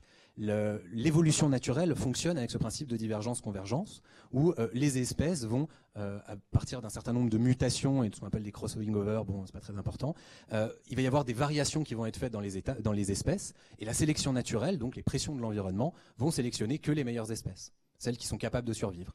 Et progressivement, c'est un processus extrêmement créatif, même s'il est complètement automatique, ça fait émerger Einstein. Bon, petit à petit, ça fait émerger des êtres très complexes et qui marchent très bien. Nous, les humains, les écureuils, tout ce que vous voulez, qui sont des êtres très complexes. Donc voilà, une logique différente pour représenter les choses, mais ce qui est assez logique, puisqu'on est dans le monde de l'innovation, donc de la créativité. Il faut avoir cette logique, ouvrir le champ des possibles, sélectionner ce qu'il y a de meilleur. En psychologie de la créativité, d'ailleurs, on dit que la créativité, c'est la capacité de produire quelque chose, qui soit à la fois neuf et adapté au contexte dans lequel on va l'incorporer. Donc il y a ce critère de nouveauté, c'est la divergence, et ce critère d'adaptation au contexte qui est l'aspect convergence. Donc là encore, on retrouve cette logique qu'on avait dans l'innovation, invention, on invente quelque chose de neuf, et diffusion, ça ne se diffuse que si c'est adapté. Donc vous voyez, tout est assez cohérent, ça se recoupe un peu. Et enfin, ce qu'on appelle la posture, on va dire, design thinking, tous les attributs qu'il faut avoir pour faire du design thinking. Le droit à l'erreur, on est dans un contexte d'innovation, il faut se donner le droit à l'erreur, et justement, puisqu'on va faire plein d'hypothèses et les tester sur le terrain, il faut être capable de se tromper. La curiosité et la créativité, il va falloir constamment aller chercher des nouveautés et essayer de générer des nouvelles idées. La collaboration, on ne peut pas faire ça seul. Quand on veut regarder un contexte avec un œil neutre, il faut le faire à plusieurs. Et quand on veut imaginer des solutions, il faut le faire à plusieurs. C'est la logique projet dont je parlais tout à l'heure. Et enfin de l'humilité, énormément d'humilité, et ça c'est peut-être le plus difficile, pour moi aussi qui suis pourtant assez à l'aise avec cette méthodologie. Toujours être humble, toujours se dire qu'on n'a pas la vérité, on n'a pas la réponse, et aller voir sur le terrain. Et donc tout ça, je trouve que c'est des choses qui recoupent assez bien ce que j'avais pu dire sur l'éducation de demain. Bref, je vais doucement m'arrêter là. Ça va, j'ai tenu mon heure. Et on va pouvoir passer à l'explication du design thinking appliqué à l'école La Gatolière. Vous allez retrouver toutes les étapes que j'ai expliquées, mais de façon beaucoup plus concrète avec un projet et voir comment ça s'est mis en œuvre tout au long de ce projet. Moi, mon rôle, comme je l'ai dit, ça a été juste d'accompagner l'école, de faire des workshops en les éduquant à cette méthodologie, en leur transmettant cette méthodologie et en les aidant pour les phases un petit peu compliquées, par exemple les phases de créativité, où en effet là il faut que ça soit animé par quelqu'un qui a l'habitude de séances de créativité et de ce genre de choses. Donc là c'est moi qui les ai organisés et animés pour faire émerger des choses. Puis je les aidais un petit peu à synthétiser tout ça, mais tout le contenu, tout ce qu'il y a à l'intérieur, ça vient des maîtresses et des enfants, et de l'interface constante entre les maîtresses et les enfants, les maîtresses et les maîtres. Il y en avait un à l'époque, mais maintenant c'est que des maîtresses. Donc cette interface entre les maîtresses et les enfants qui est constamment enrichie par le contact avec les élèves, l'expérimentation de ce que les maîtresses imaginent auprès des élèves, et l'intégration des élèves aussi dans les séances de créativité et dans les idées. Et bien sûr, les enfants, ils voient d'une part que les maîtresses, elles aussi, elles se remettent en cause, et elles aussi, elles font des erreurs, et elles aussi, elles essayent des choses. Donc ça leur donne à eux une confiance assez forte, ça crée un rapport de confiance entre les maîtresses et les enfants qui est assez incroyable dans cette école. Et puis les enfants, comme ils participent à la mise en place de cette nouvelle pédagogie, ils sont là aussi complètement partie prenante, donc ils se sentent utiles, ils le voient eux aussi comme leur projet. Donc finalement, c'est pour ça que moi je parle de projet La Gâtelière. C'est vraiment un projet qui n'est pas seulement porté par les maîtresses, c'est un projet qui est porté par l'école en entier. Les enfants font partie du projet et même, peut-être maintenant, les parents d'élèves vont faire partie de ce projet de plus en plus. Et récemment, on a eu une belle confirmation de la part de l'Éducation nationale. Donc vous voyez que ça bouge aussi de ce côté-là. Hein. Faut pas, je pouvais mettre des petits pics tout à l'heure, mais en réalité, j'ai plutôt de l'affection pour cette institution qui, en réalité, est en train de bouger énormément et fait des gros efforts. Et ils nous ont, on va dire, félicité. L'inspecteur est venu découvrir ce projet, s'est rendu compte de tout l'intérêt qu'il y avait et a proposé même de le diffuser dans d'autres écoles, etc. Donc, ce n'est que le début. Voilà. Et sur ces mots, je vais vous laisser dans les mains expertes de l'équipe de maîtresses. Et je vous demande pas de m'applaudir moi, mais de les applaudir elles, parce qu'elles sont vachement stressées.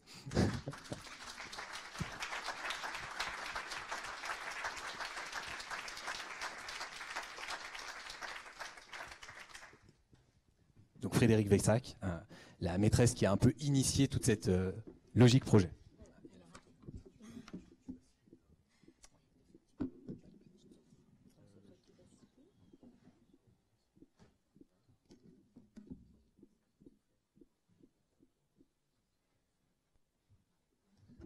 S'il y a quelques questions par rapport à ce que j'ai dit tout à l'heure, à la limite, le temps qu'elle branche, on peut en prendre une, et puis après, on pourra discuter pendant le cocktail. Je ne sais pas si vous avez une question, une remarque. Oui.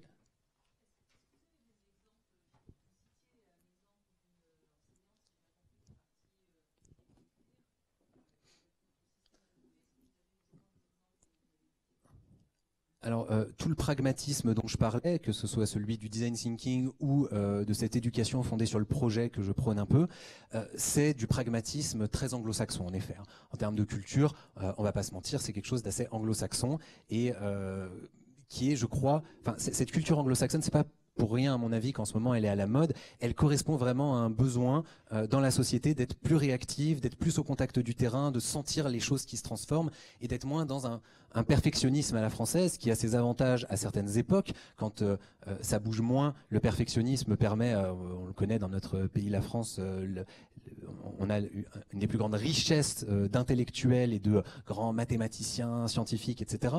Donc ça permet ce niveau d'excellence, mais quand on est dans une période de bouleversement et de transformation, le pragmatisme en effet est plus recommandé, je crois. Donc oui, c'est très anglo-saxon, et en effet, dans les pays anglo-saxons, ils sont en avance là-dessus.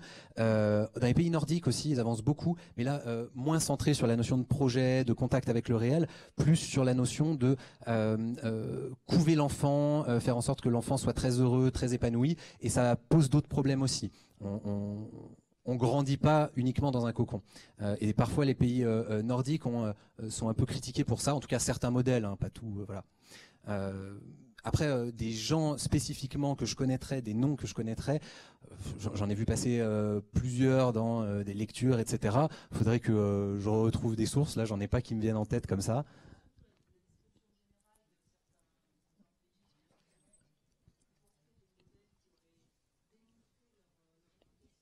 Ouais.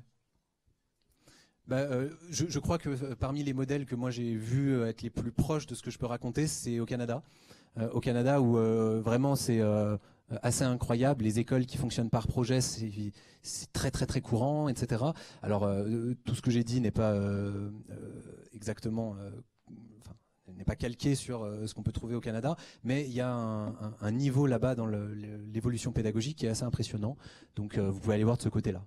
Canada, bon, les États-Unis, le monde anglo-saxon en général, et puis dans les pays nordiques pour ce que j'ai dit. Après, je ne préjuge pas de comment les enfants sont éduqués, par exemple en Asie ou en Afrique, etc., qui sont des modèles que je connais moins. Il y a aussi, à mon avis, beaucoup de bonnes choses à en tirer.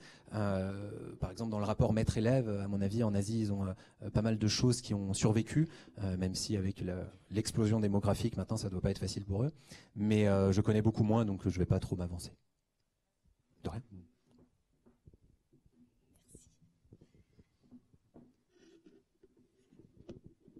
Voilà, bonsoir à tous. Donc, je suis très fière de présenter au nom de l'équipe enseignante un travail qui a débuté donc en 2016 du CP au CM2 et puis un an plus tard avec la classe Ulysse, un dispositif Ulysse. autour de la résolution de problèmes de mathématiques. Donc, comme vous l'a dit Flavien, je vais essayer d'illustrer par des exemples concrets la méthode de design thinking qui est plutôt utilisée dans les entreprises, et nous, on a essayé de l'utiliser à l'école pour essayer de découvrir de nouvelles façons d'apprendre. Alors, avant de démarrer, vraiment, je tenais à remercier plusieurs personnes qui ont contribué au projet et à sa réussite. Alors la première, c'est mon mari, parce que c'est lui qui a été à l'origine, qui m'a proposé l'idée d'utiliser le design thinking pour notre projet d'école. Et il m'a beaucoup formée, et il a aussi suivi le projet de façon régulière et apporté ses éclairages en permanence. Notre inspecteur, donc Monsieur Garapon, et nos conseillers pédagogiques, parce que à la lecture de notre projet d'école, ils nous ont fait confiance. Et la première année, quand on a démarré, ils nous ont alloué des heures pour travailler dessus. Et l'année qui arrive, là, on a encore des heures qui sont dégagées spécialement pour travailler sur ce projet. Bien sûr, Flavien, il faut le remercier parce que, comme il vous l'a dit, il nous a accompagnés depuis le début bénévolement en tant qu'étudiant IDEA. Et ensuite, son accompagnement cette année a été beaucoup plus régulier, donc en tant que cofondateur de la société Exoflow. Alors, il nous a apporté toute son expertise en design thinking et aussi de nouvelles manières de travailler. Donc, comme il vous l'a dit, il nous a aidé à définir nos problématiques. Et puis, il a mené toutes les séances d'idéation avec beaucoup de talent. Je vois qu'il y a plein de gens qui le connaissent ici, donc ils savent quel est son talent. Voilà.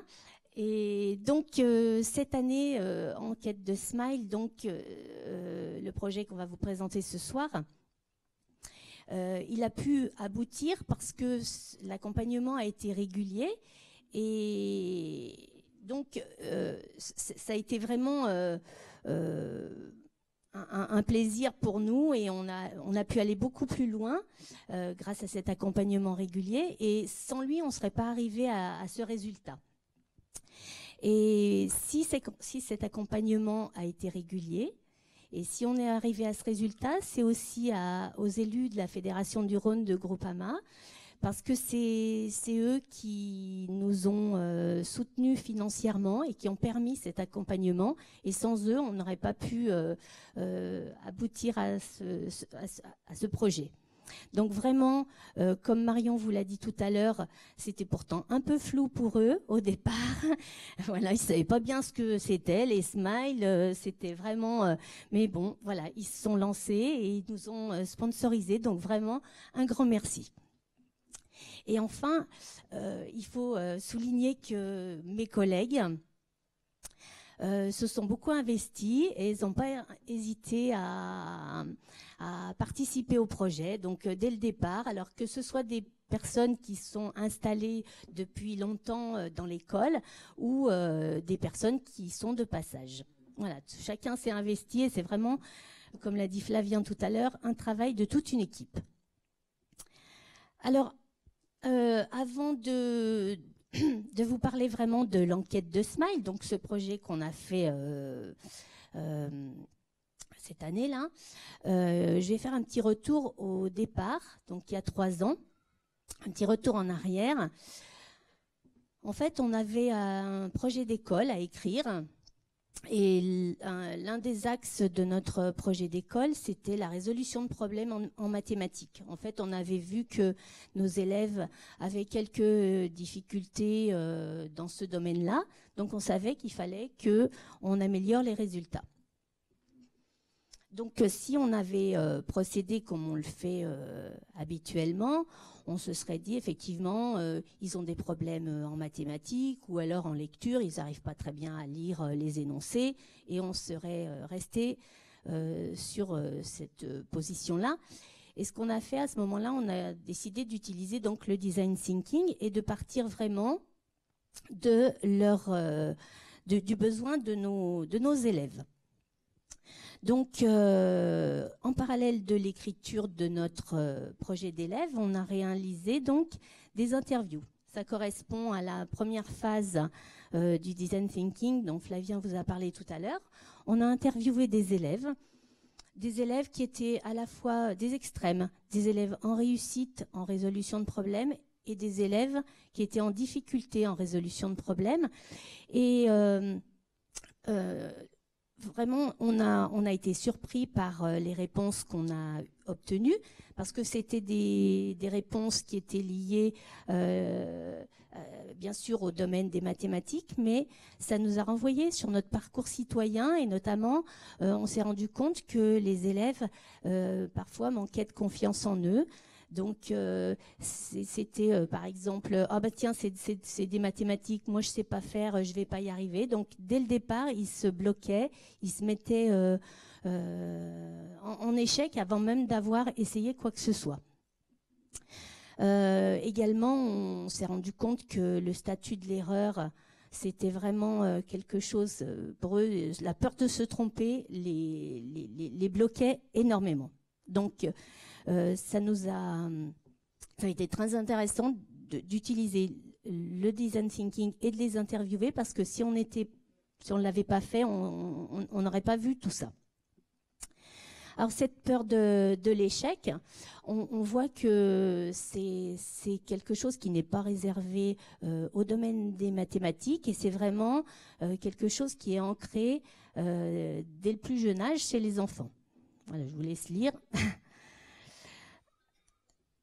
Alors, ces retours d'interview et notre vision du métier nous ont permis d'aligner toute l'école sur une posture. Donc, c'est par les erreurs pour la réussite.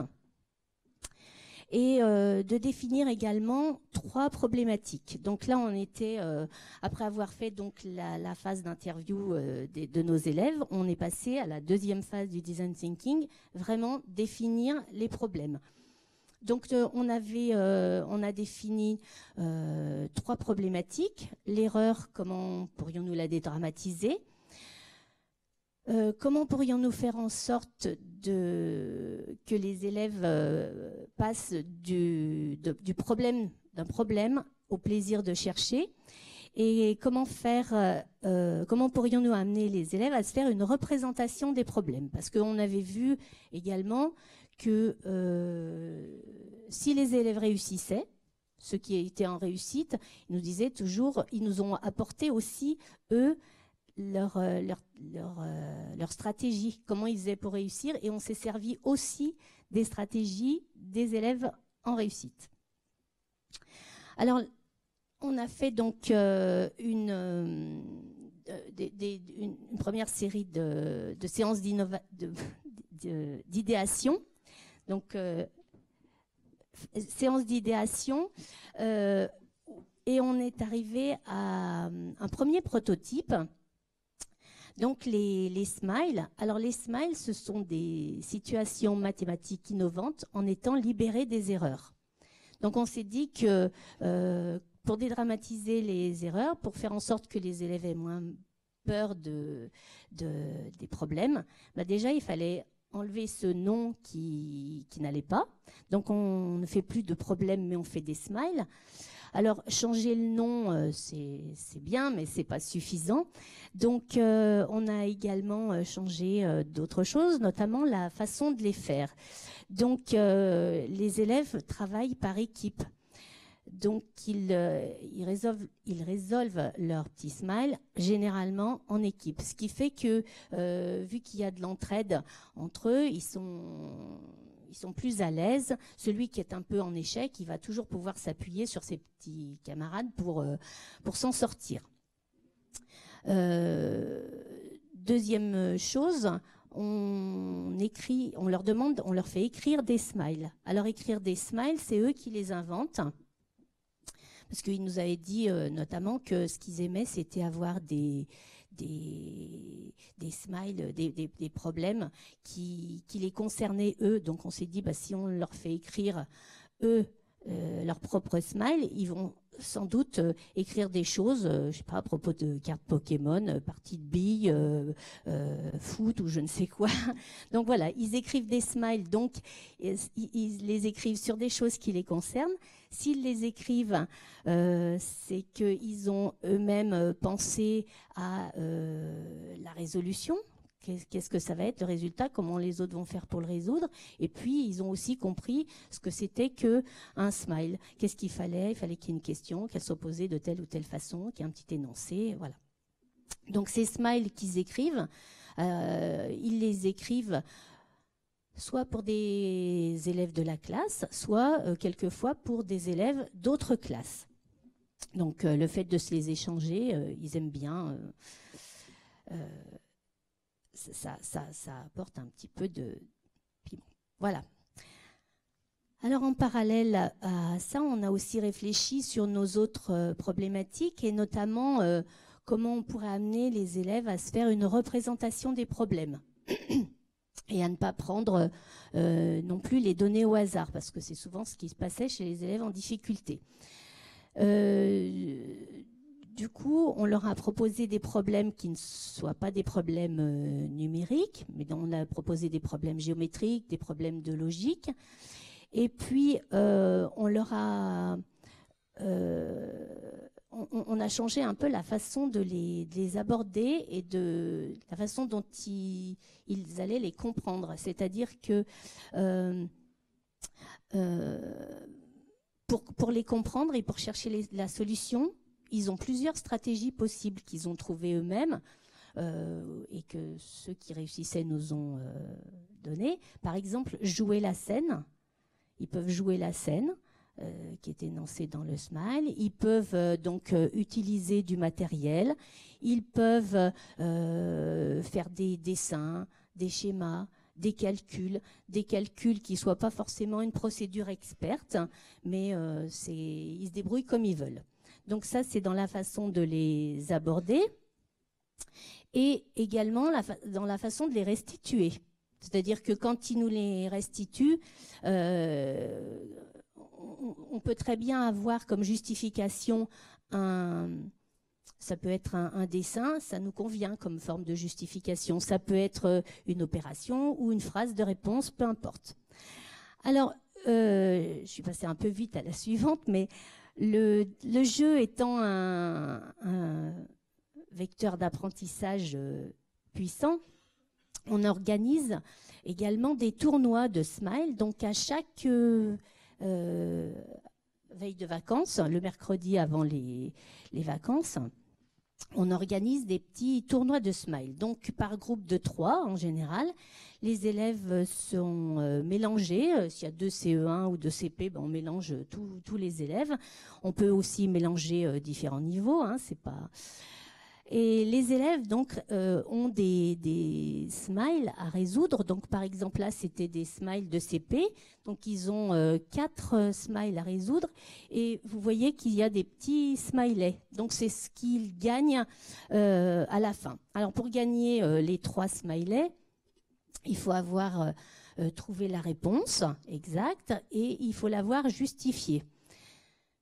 Si on a une réponse incomplète, ou si elle n'est pas justifiée, par exemple, on va gagner que 2 smileys.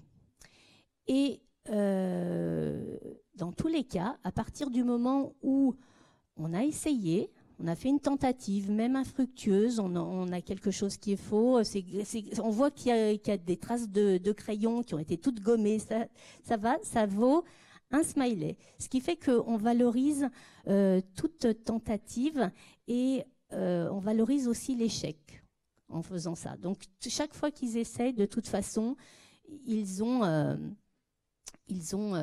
smile. Ils gagnent un smiley, pardon. Donc, cette valorisation de l'erreur, en plus, elle est explicitée aussi dans la classe de façon régulière. Chaque fois qu'on fait quelque chose, bah oui, tiens, tu t'es trompé là, mais vas-y, explique-nous, c'est très intéressant ton erreur, elle va pouvoir nous apprendre des tas de choses. Voilà, donc c'est quelque chose qu'on fait également, qu'on pratique de façon régulière en classe. Alors ces tournois de smile, il donne, quand on a fini le tournoi de Smile, donc les enfants reçoivent un petit diplôme qui leur est remis. Il y a un petit cérémonial, on regroupe les deux classes, par exemple si on a fonctionné à 2 classes, et on remet le diplôme, donc qui indique le score qui a été obtenu par l'équipe et le score maximum obtenu par une équipe. Alors, il n'y a pas du tout de classement, bien évidemment, vous en doutez, hein. Donc les élèves, même en difficulté, ils sont valorisés parce qu'ils s'approprient la réussite du groupe. Même si c'est un élève qui était en difficulté, qui se débrouille pas très bien, il aurait eu, je sais pas moi, 4 smiles par exemple, il va peut-être là, parce qu'il a travaillé avec d'autres copains, en avoir 10. Donc vraiment, il y a une valorisation et un plaisir pour eux de réussir. Alors, ça renforce leur confiance en soi. Alors également, on revient, comme disait Flavien tout à l'heure, à l'empathie ici. Parce qu'on les interroge, on fait le tournoi de Smile, mais on va les interroger sur leur état pendant le tournoi. C'est-à-dire qu'on leur demande, pendant le tournoi, moi j'étais content, moyennement content, ou non, pas du tout content. Alors, généralement, ils sont très très contents, ça se passe bien, mais il arrive quasiment, on va dire à chaque tournoi, qu'il y en ait un ou deux qui soient moyennement contents ou pas du tout contents. Donc ces élèves-là, c'est eux qu'on interroge à nouveau pour connaître les raisons. Pourquoi est-ce que ça s'est pas bien passé? Qu'est-ce qui n'a pas été? Alors, ce qu'on a vu, en fait, c'est que à chaque fois qu'ils nous disaient que ça s'était pas très très bien passé, c'est toujours parce qu'il y avait des problèmes au niveau de la collaboration dans les groupes. Ça s'était pas bien passé parce qu'il y avait un élève qui avait fait le saut, parce qu'il y en avait un qui n'avait pas voulu travailler, donc c'était que des problèmes relationnels. En parallèle, on a donc continué à réaliser des interviews et à chaque fois, on s'est rendu compte que les enfants prenaient plaisir à résoudre des smiles. Ils aimaient beaucoup chercher, ils aimaient beaucoup faire le travail en groupe parce qu'ils disent qu'ils peuvent s'aider, mais en même temps, ils faisaient part des difficultés liées au travail collaboratif. Donc, comme je vous disais, il y a un élève qui fait le saut, il y a un élève qui fait son chef, ils disent ils aiment bien dire ça, il fait son chef. Un élève leader, voilà, un élève qui travaille pas, ils supportent pas les élèves. Donc, voilà. Ces retours d'interviews nous ont permis de réfléchir donc cette année à sur une nouvelle problématique. Donc, et on a pu le faire parce qu'il y avait l'accompagnement de Flavien qui était régulier. Et donc, cette nouvelle problématique à laquelle on s'est attelé cette année, c'était comment pourrions-nous faire prendre conscience à chaque élève du bénéfice qu'il a à travailler en groupe, qu'il soit très très performant, un leader, arriver à lui faire prendre conscience que peut-être que le copain il va pouvoir m'apporter quelque chose ou moi qui fais tout le temps le guignol, peut-être que j'aurais intérêt à travailler correctement. Voilà. Donc plusieurs séances d'idéation ont été donc là on est reparti après avoir défini notre problématique, on est reparti sur des séances d'idéation. Donc plusieurs séances d'idéation ont été consacrées donc à la recherche d'idées autour du travail collaboratif et on a donc dégagé 3 axes: l'empathie, l'écoute et la complémentarité et le fait que 1 + 1 = 3, le tout qui est plus grand que la somme des parties. Donc on a élaboré à partir de ceci donc différents prototypes, donc vous voyez les séances de travail avec les différents prototypes. On a donc fait émerger différents prototypes Et ces prototypes, ils ont été testés dans différentes classes. Chacun a pris ce qu'il voulait, le prototype qu'il voulait, ou pris plusieurs petits morceaux dans les prototypes en fonction de sa personnalité. Hein. Et donc, c'était des prototypes qui étaient essentiellement destinés à faire prendre conscience à chacun de ses propres qualités et de celles des autres. Par exemple, il fallait faire trouver aux élèves quel rôle il pouvait y avoir dans un travail en groupe, quel rôle je pouvais tenir, faire trouver une chose positive ou un domaine de réussite chez un camarade, dire quel rôle il pouvait tenir. Voilà. Alors, enquête de Smile, qu'on vous présente aujourd'hui, donc ça c'est le prototype. C'est basé sur un principe, c'est faire résoudre des smiles, mais qu'il soit impossible de le faire autrement qu'avec la collaboration de la classe entière. Donc l'idée étant de montrer que 1 + 1 = 3 et que chacun a besoin des autres. Alors il reprend des éléments, en fait, des différents prototypes qu'on a imaginés pour le travail collaboratif. Alors, le premier prototype testé, il mêlait smile et art plastique. Donc, je l'avais imaginé pour mes CP en choisissant l'univers du musée parce que j'étais en train de travailler en lecture et dans un projet interdisciplinaire sur cet album-là. Donc, ça se passait au musée. Et donc, le prototype, l'enquête de Smile que j'ai imaginé, c'était, ça mêlait des smiles et des arts plastiques et notamment des œuvres de Picasso. Et ça a été une réussite. Et quand on leur a demandé individuellement, on a demandé à chaque élève, aimerais-tu recommencer? Et tout le monde a dit oui. Et c'était vraiment unanime. Donc, moi, c'est vrai que la première fois que je l'ai fait, c'est pareil, j'ai eu très envie de recommencer parce que j'ai pris beaucoup de plaisir. Et je l'ai refait du coup avec l'autre classe de CP qu'il y avait dans l'école. Et ensuite, je l'ai proposé à Isabelle, qui l'a testé avec ses deux. Donc, je vais lui laisser la parole pour vous l'expliquer un peu plus en détail, mais avant, on s'est dit que ce serait bien que vous vous plongiez dans un univers d'enquête de Smile. Alors, c'est pas comme ça, c'est comme ça.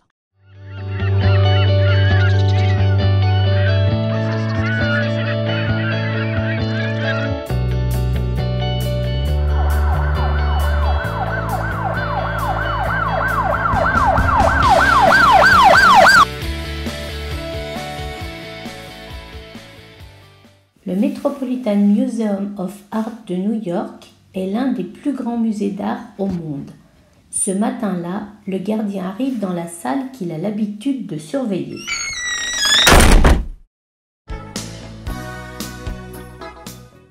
On peut y voir plusieurs tableaux de Picasso. Comme chaque matin, il regarde les tableaux.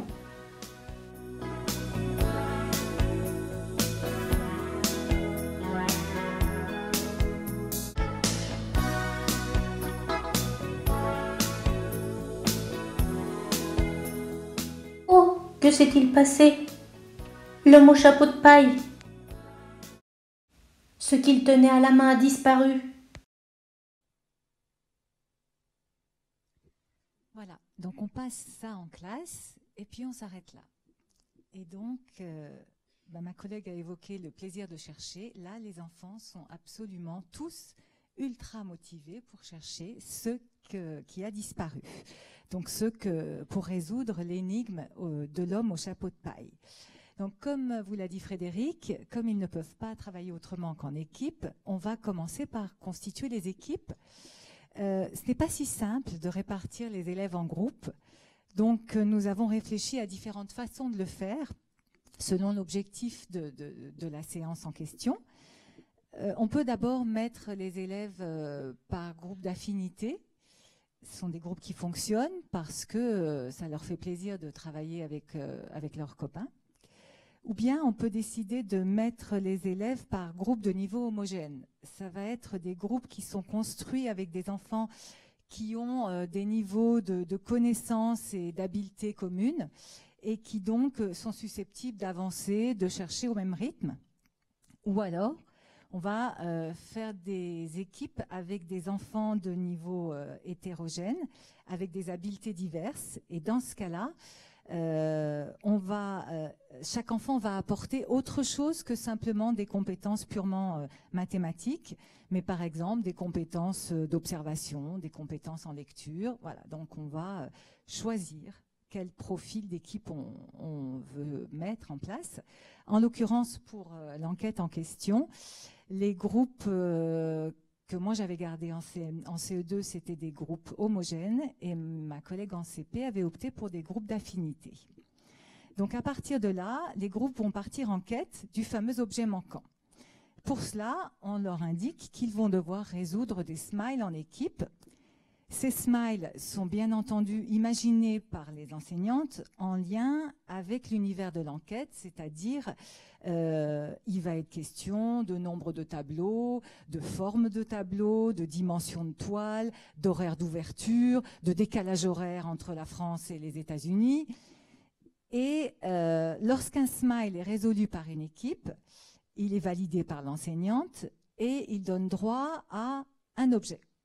L'objet, il va falloir le retrouver dans une œuvre de Picasso. Chaque objet représente un indice dans la résolution de l'énigme. Donc, par exemple, on leur donne un petit cheval, et le petit cheval, il est caché dans le tableau de Guernica. Ou bien on leur donne un vase jaune, et le vase jaune, c'est celui de la nature morte de Picasso. Pour ça, donc, les groupes ils vont sortir de la classe, se déplacer jusqu'au hall de l'école dans lequel sont exposées différentes reproductions des tableaux. Pour complexifier la recherche, il y a plus de tableaux que d'objets. Et lorsque l'objet est identifié par l'équipe, les enfants rapportent le numéro du tableau en classe. Tous ces numéros sont ensuite mis en commun et ils permettent, grâce à un calcul qui est fait par la classe, d'obtenir la combinaison d'un cadenas. Et lorsque le cadenas s'ouvre, le coffre s'ouvre et à l'intérieur du coffre, on trouve la reproduction du tableau, une pour chaque enfant, et bien sûr une sucette aussi pour chaque enfant, puisque c'est le fameux objet qui a été perdu par l'homme de paille, l'homme au chapeau de paille. Alors, comme vous l'a dit Frédéric, on ne choisit pas les thèmes d'une enquête de smile au hasard. Dans le cas présent, les CP avaient au préalable fait une lecture d'œuvre sur Picasso et c'était celle d'un tableau qui était présent dans un album qui avait été lu en classe. Les CE2 ont bénéficié d'une présentation de Picasso ainsi que de la lecture de 2 tableaux de l'artiste et d'une présentation du Met de New York. À partir de cette enquête-là, ça a été un peu notre prototype et donc on a décidé de formaliser le principe et d'aboutir à une méthodologie. Donc de créer des enquêtes directement en lien avec nos projets de classe. Par exemple, les CP ont fait des smiles sur les insectes parce qu'ils avaient un projet avec l'association Arthropologia. Les CE2 ont fait un projet sur des voyages sur différents continents en lien avec la découverte du monde où, en ce moment, par exemple, ils sont des hommes préhistoriques qui cherchent le feu. Ils ont perdu le feu. Et donc, chaque smile donne des indices pour retrouver le feu. Dans les 3 classes qui ont participé à l'enquête de Picasso, il y avait donc 2 CP et un CE2. Nous avons constaté que les élèves ont fait preuve de beaucoup d'enthousiasme et qu'ils se sont surtout tous trouvés en réussite. Alors, ils disent évidemment qu'ils ont aimé faire des enquêtes, ils disent qu'ils ont aimé chercher ensemble, et surtout, ils disent qu'ils ont aimé être plongés dans un univers, résoudre des smiles et ouvrir un coffre. Je vais citer l'un de mes élèves qui a dit « Quand je suis tout seul, j'ai pas d'idée, mais quand on est ensemble, mes idées, elles explosent. » Ou bien une autre petite fille qui vraiment n'aime pas les maths et qui disait mais là c'est pas pareil parce que ça c'est pas des maths. Donc je terminerai en disant que moi je suis une enseignante qui suis arrivée à l'école de la Gatelière en septembre 2018. Donc je voudrais juste vous faire part de mon impression en ayant pris le train des Smiles un peu en marche. J'ai beaucoup de plaisir à travailler dans une équipe qui est dynamique, qui est engagée et surtout qui est engagée dans un projet qui est vraiment porteur de sens. Et puis, je voudrais également vous faire part de mon enthousiasme, à la fois du mien et de celui des élèves, parce que tout l'enthousiasme qu'ils éprouvent à résoudre des Smiles, moi, et puis je pense que c'est la même chose pour mes collègues, lorsqu'on crée nos enquêtes chez nous à la maison, certes ça nous prend du temps, mais on imagine déjà le plaisir que vont avoir les enfants à résoudre ces enquêtes et on est porté par leur enthousiasme. Voilà.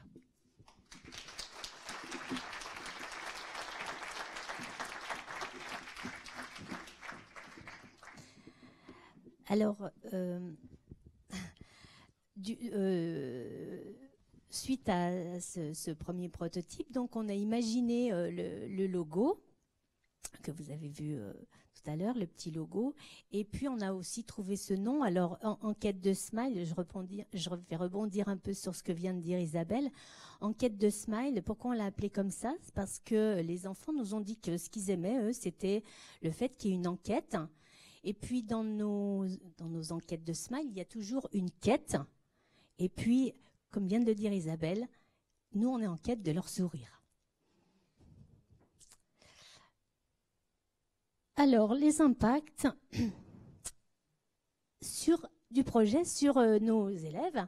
Alors, les Smiles, ce que disent nos élèves, qu'ils soient en difficulté ou à l'aise en résolution de problèmes, c'est qu'ils éprouvent beaucoup de plaisir, ils aiment chercher, ils aiment réfléchir, ils aiment faire des enquêtes et ce qui leur plaît aussi, c'est d'apprendre des autres.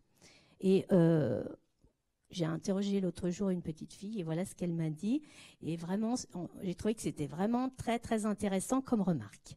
Les autres m'ont appris des choses et maintenant, je les réussis mieux toute seule. Donc, le travail collaboratif, les impacts du travail collaboratif, on voit que travailler en équipe permet de gagner en confiance. Donc, chacun s'approprie la réussite du groupe et progresse grâce aux autres. C'est ce qu'on vient de voir de ce que disait Mélodie, pardon. L'interdisciplinarité, le fait de mélanger en fait des smiles avec des arts plastiques ou des smiles de la littérature, des smiles de l'histoire, nous paraît essentiel parce que ça permet de valoriser certains élèves qui ne sont pas en réussite forcément en mathématiques, qui ne sont pas en réussite en smile, mais ça peut mettre en lumière d'autres talents. Et dans les enquêtes de Smile, les deux qu'on a faites donc avec Picasso, les élèves qui avaient réussi à trouver la clé, en fait, c'était des élèves qui étaient plutôt en difficulté et en mathématiques. Donc le fait que ce soit dans une autre discipline, ça les a vraiment valorisés et ça leur a vraiment redonné confiance. Le travail collaboratif, ça permet aussi de s'approprier d'autres stratégies parce que quand un élève a besoin de manipuler des jetons, il y en a un autre qui a une procédure légèrement au-dessus. Il va peut-être faire, par exemple, des suites d'addition et on aura celui qui a une procédure encore plus experte qui va lui faire directement une multiplication. Donc, s'approprier d'autres stratégies. Ça développe des compétences au niveau de l'écoute, l'empathie cognitive, parce que c'est pas du tout facile pour les enfants de se mettre à la place de son camarade et de comprendre ce qu'il a bien voulu faire. Ça développe aussi des compétences au niveau de l'argumentation et de l'esprit critique. Et puis d'autres compétences, l'estime de soi et le bien-être. Mais là, je vais laisser la parole à Sophie qui va vous livrer un témoignage. Bonsoir. Donc effectivement, bien-être et estime de soi sont deux aspects très positifs qui ont été mis en avant lors des tests du prototype final.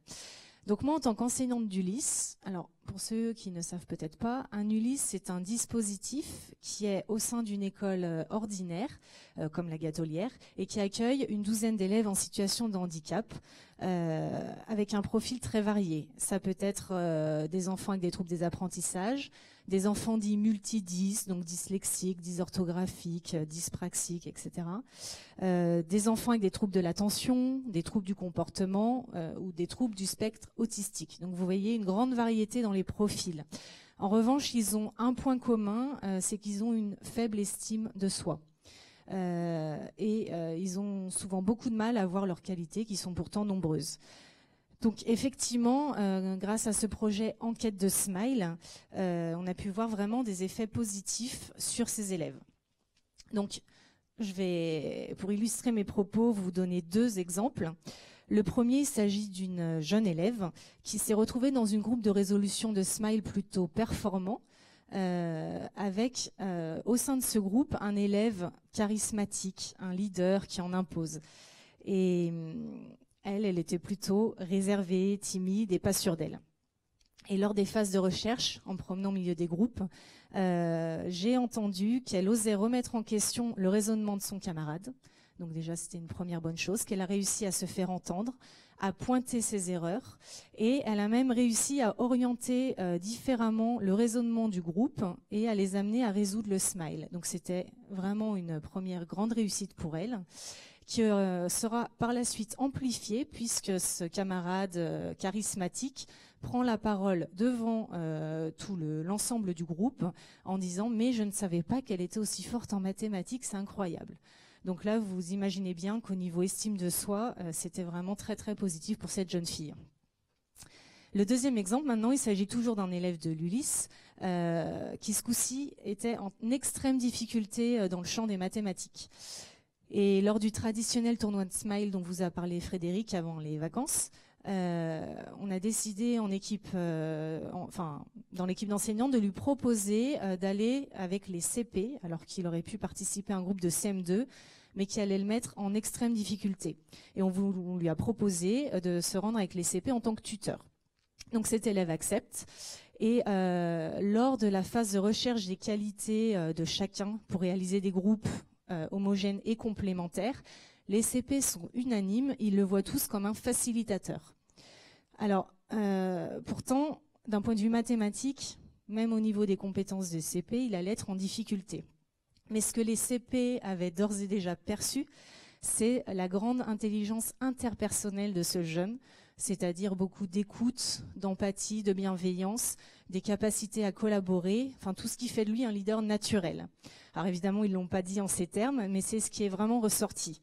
Et effectivement, durant ce tournoi de Smile, on a pu voir ce jeune passer de groupe en groupe, distribuer la parole, réassurer, encourager et avoir un effet très positif dans la recherche de chaque groupe. Et lors du bilan avec les CP, tous ont vraiment manifesté beaucoup de plaisir à avoir travaillé avec ce jeune qui les avait beaucoup aidés. Donc pour lui, d'avoir ses qualités mises en valeur non pas par une enseignante mais par un grand groupe devant témoins a été très fort. Et au vu du grand sourire qu'il arborait, on peut se dire que ça lui a procuré beaucoup de bien-être.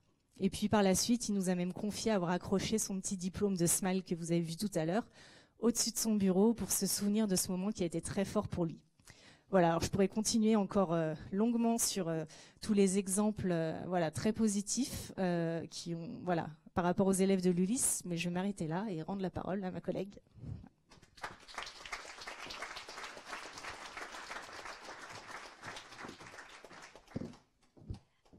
Alors, les impacts du design thinking, maintenant, les élèves, en fait, quand on les interviewait, on leur disait que ce qu'ils allaient nous dire, ça allait nous aider, nous, dans notre travail, pour réfléchir.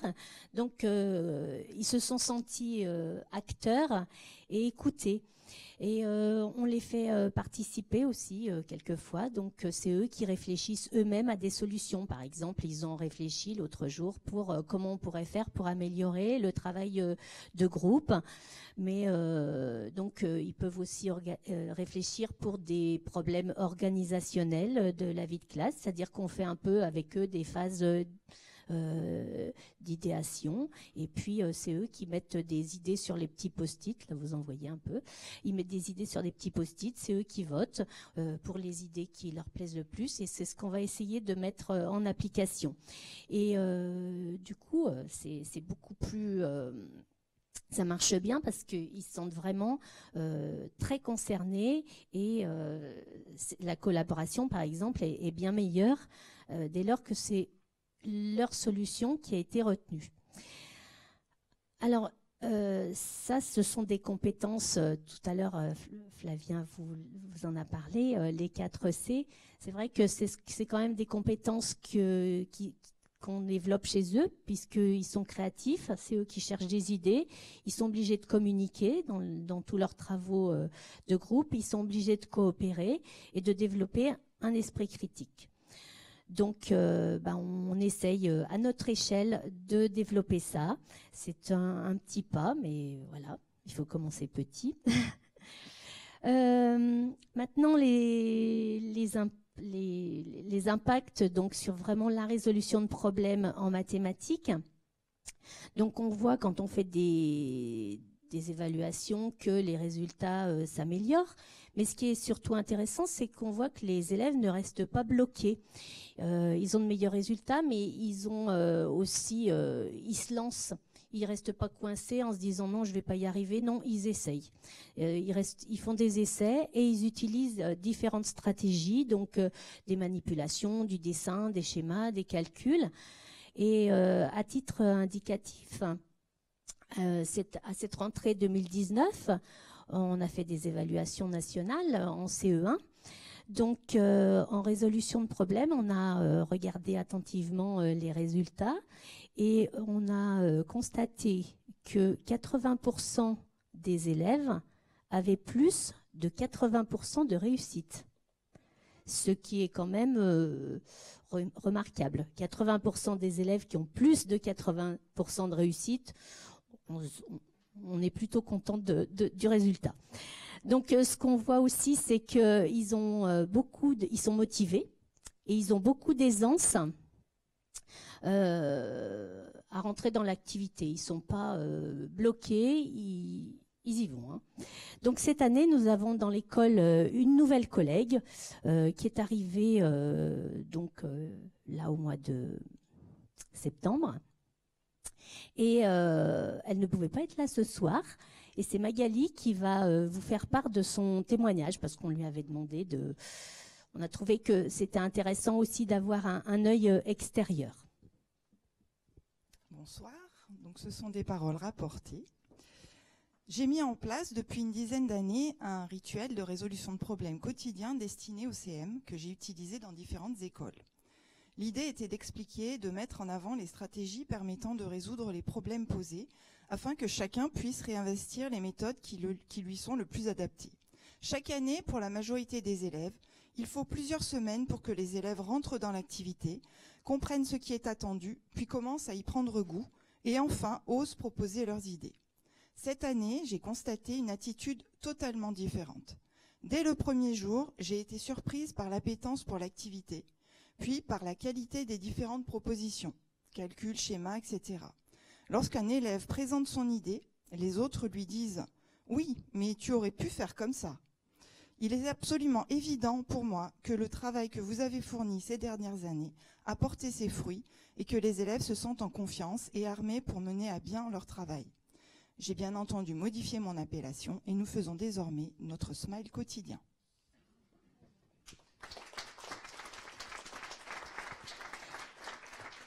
Voilà. Alors pour nous, c'était une grande satisfaction parce que les élèves dont elle parle, cette collègue, ce sont ceux que nous avions interviewés il y a 3 ans, au tout début de notre projet, et qui nous avaient permis de définir les 3 problématiques, donc sur l'erreur, le plaisir et la représentation. Donc on voit que maintenant ils osent, ils ont le goût pour l'exercice et ils utilisent différentes stratégies. Donc, on était très contente de ce qu'elle nous avait rapporté, cette collègue. Voilà, alors aussi, il y a un impact, bien sûr, sur l'équipe enseignante. On a pris beaucoup de plaisir à travailler et beaucoup d'intérêt pour ces nouvelles méthodes de travail, beaucoup de motivation. Et ça a été vraiment un vrai engagement pour tous. Mais nous sommes prêtes à diffuser et à recommencer. Alors la diffusion, c'est très prochainement parce que l'inspecteur m'a demandé donc de faire des formations donc au mois de janvier et mai. Je vais faire des formations pour diffuser un peu la méthodologie de l'enquête de Smile. Et nous sommes prêtes également à recommencer, donc à continuer le travail avec Flavien parce qu'on a besoin de son expertise de facilitateur pour itérer une nouvelle fois, puisque tout à l'heure il vous a bien dit que c'était une boucle. Donc itérer une nouvelle fois, ça veut dire réinterviewer les élèves pour découvrir d'autres choses. Alors on voit que Mélodie tout à l'heure, elle disait qu'elle elle avait appris beaucoup des autres élèves. Donc nous, c'était une idée qu'on avait aussi, repenser la circulation des savoirs, que ça passe pas toujours par nous. Donc repenser la circulation des savoirs, ça veut aussi dire réaménager les espaces et travailler peut-être un peu différemment. Donc on a d'autres pistes aussi, c'est utiliser le design thinking dans d'autres disciplines, peut-être apprendre de façon plus systématique aux élèves à utiliser le design thinking pour qu'ils commencent, eux, dès le plus jeune âge, à s'approprier cette méthode et qu'ils deviennent des problem solvers. Et qu'ils sachent, donc, qu'ils continuent à faire en sorte de travailler comme ça et qu'ils prennent plaisir en apprenant et qu'ils sachent collaborer. C'est, comme disait Flavien tout à l'heure, essentiel dans le monde changeant qui les attend. Donc il y a une suite, on a beaucoup d'idées encore. Donc on serait très heureuse que les élus de Groupama renouvellent leur sponsoring innovant. Voilà, je le redis.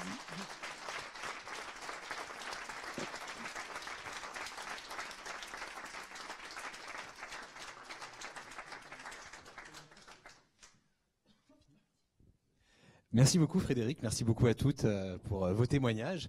J'espère que la conférence vous a plu, autant la partie un peu théorique que cette belle illustration pratique.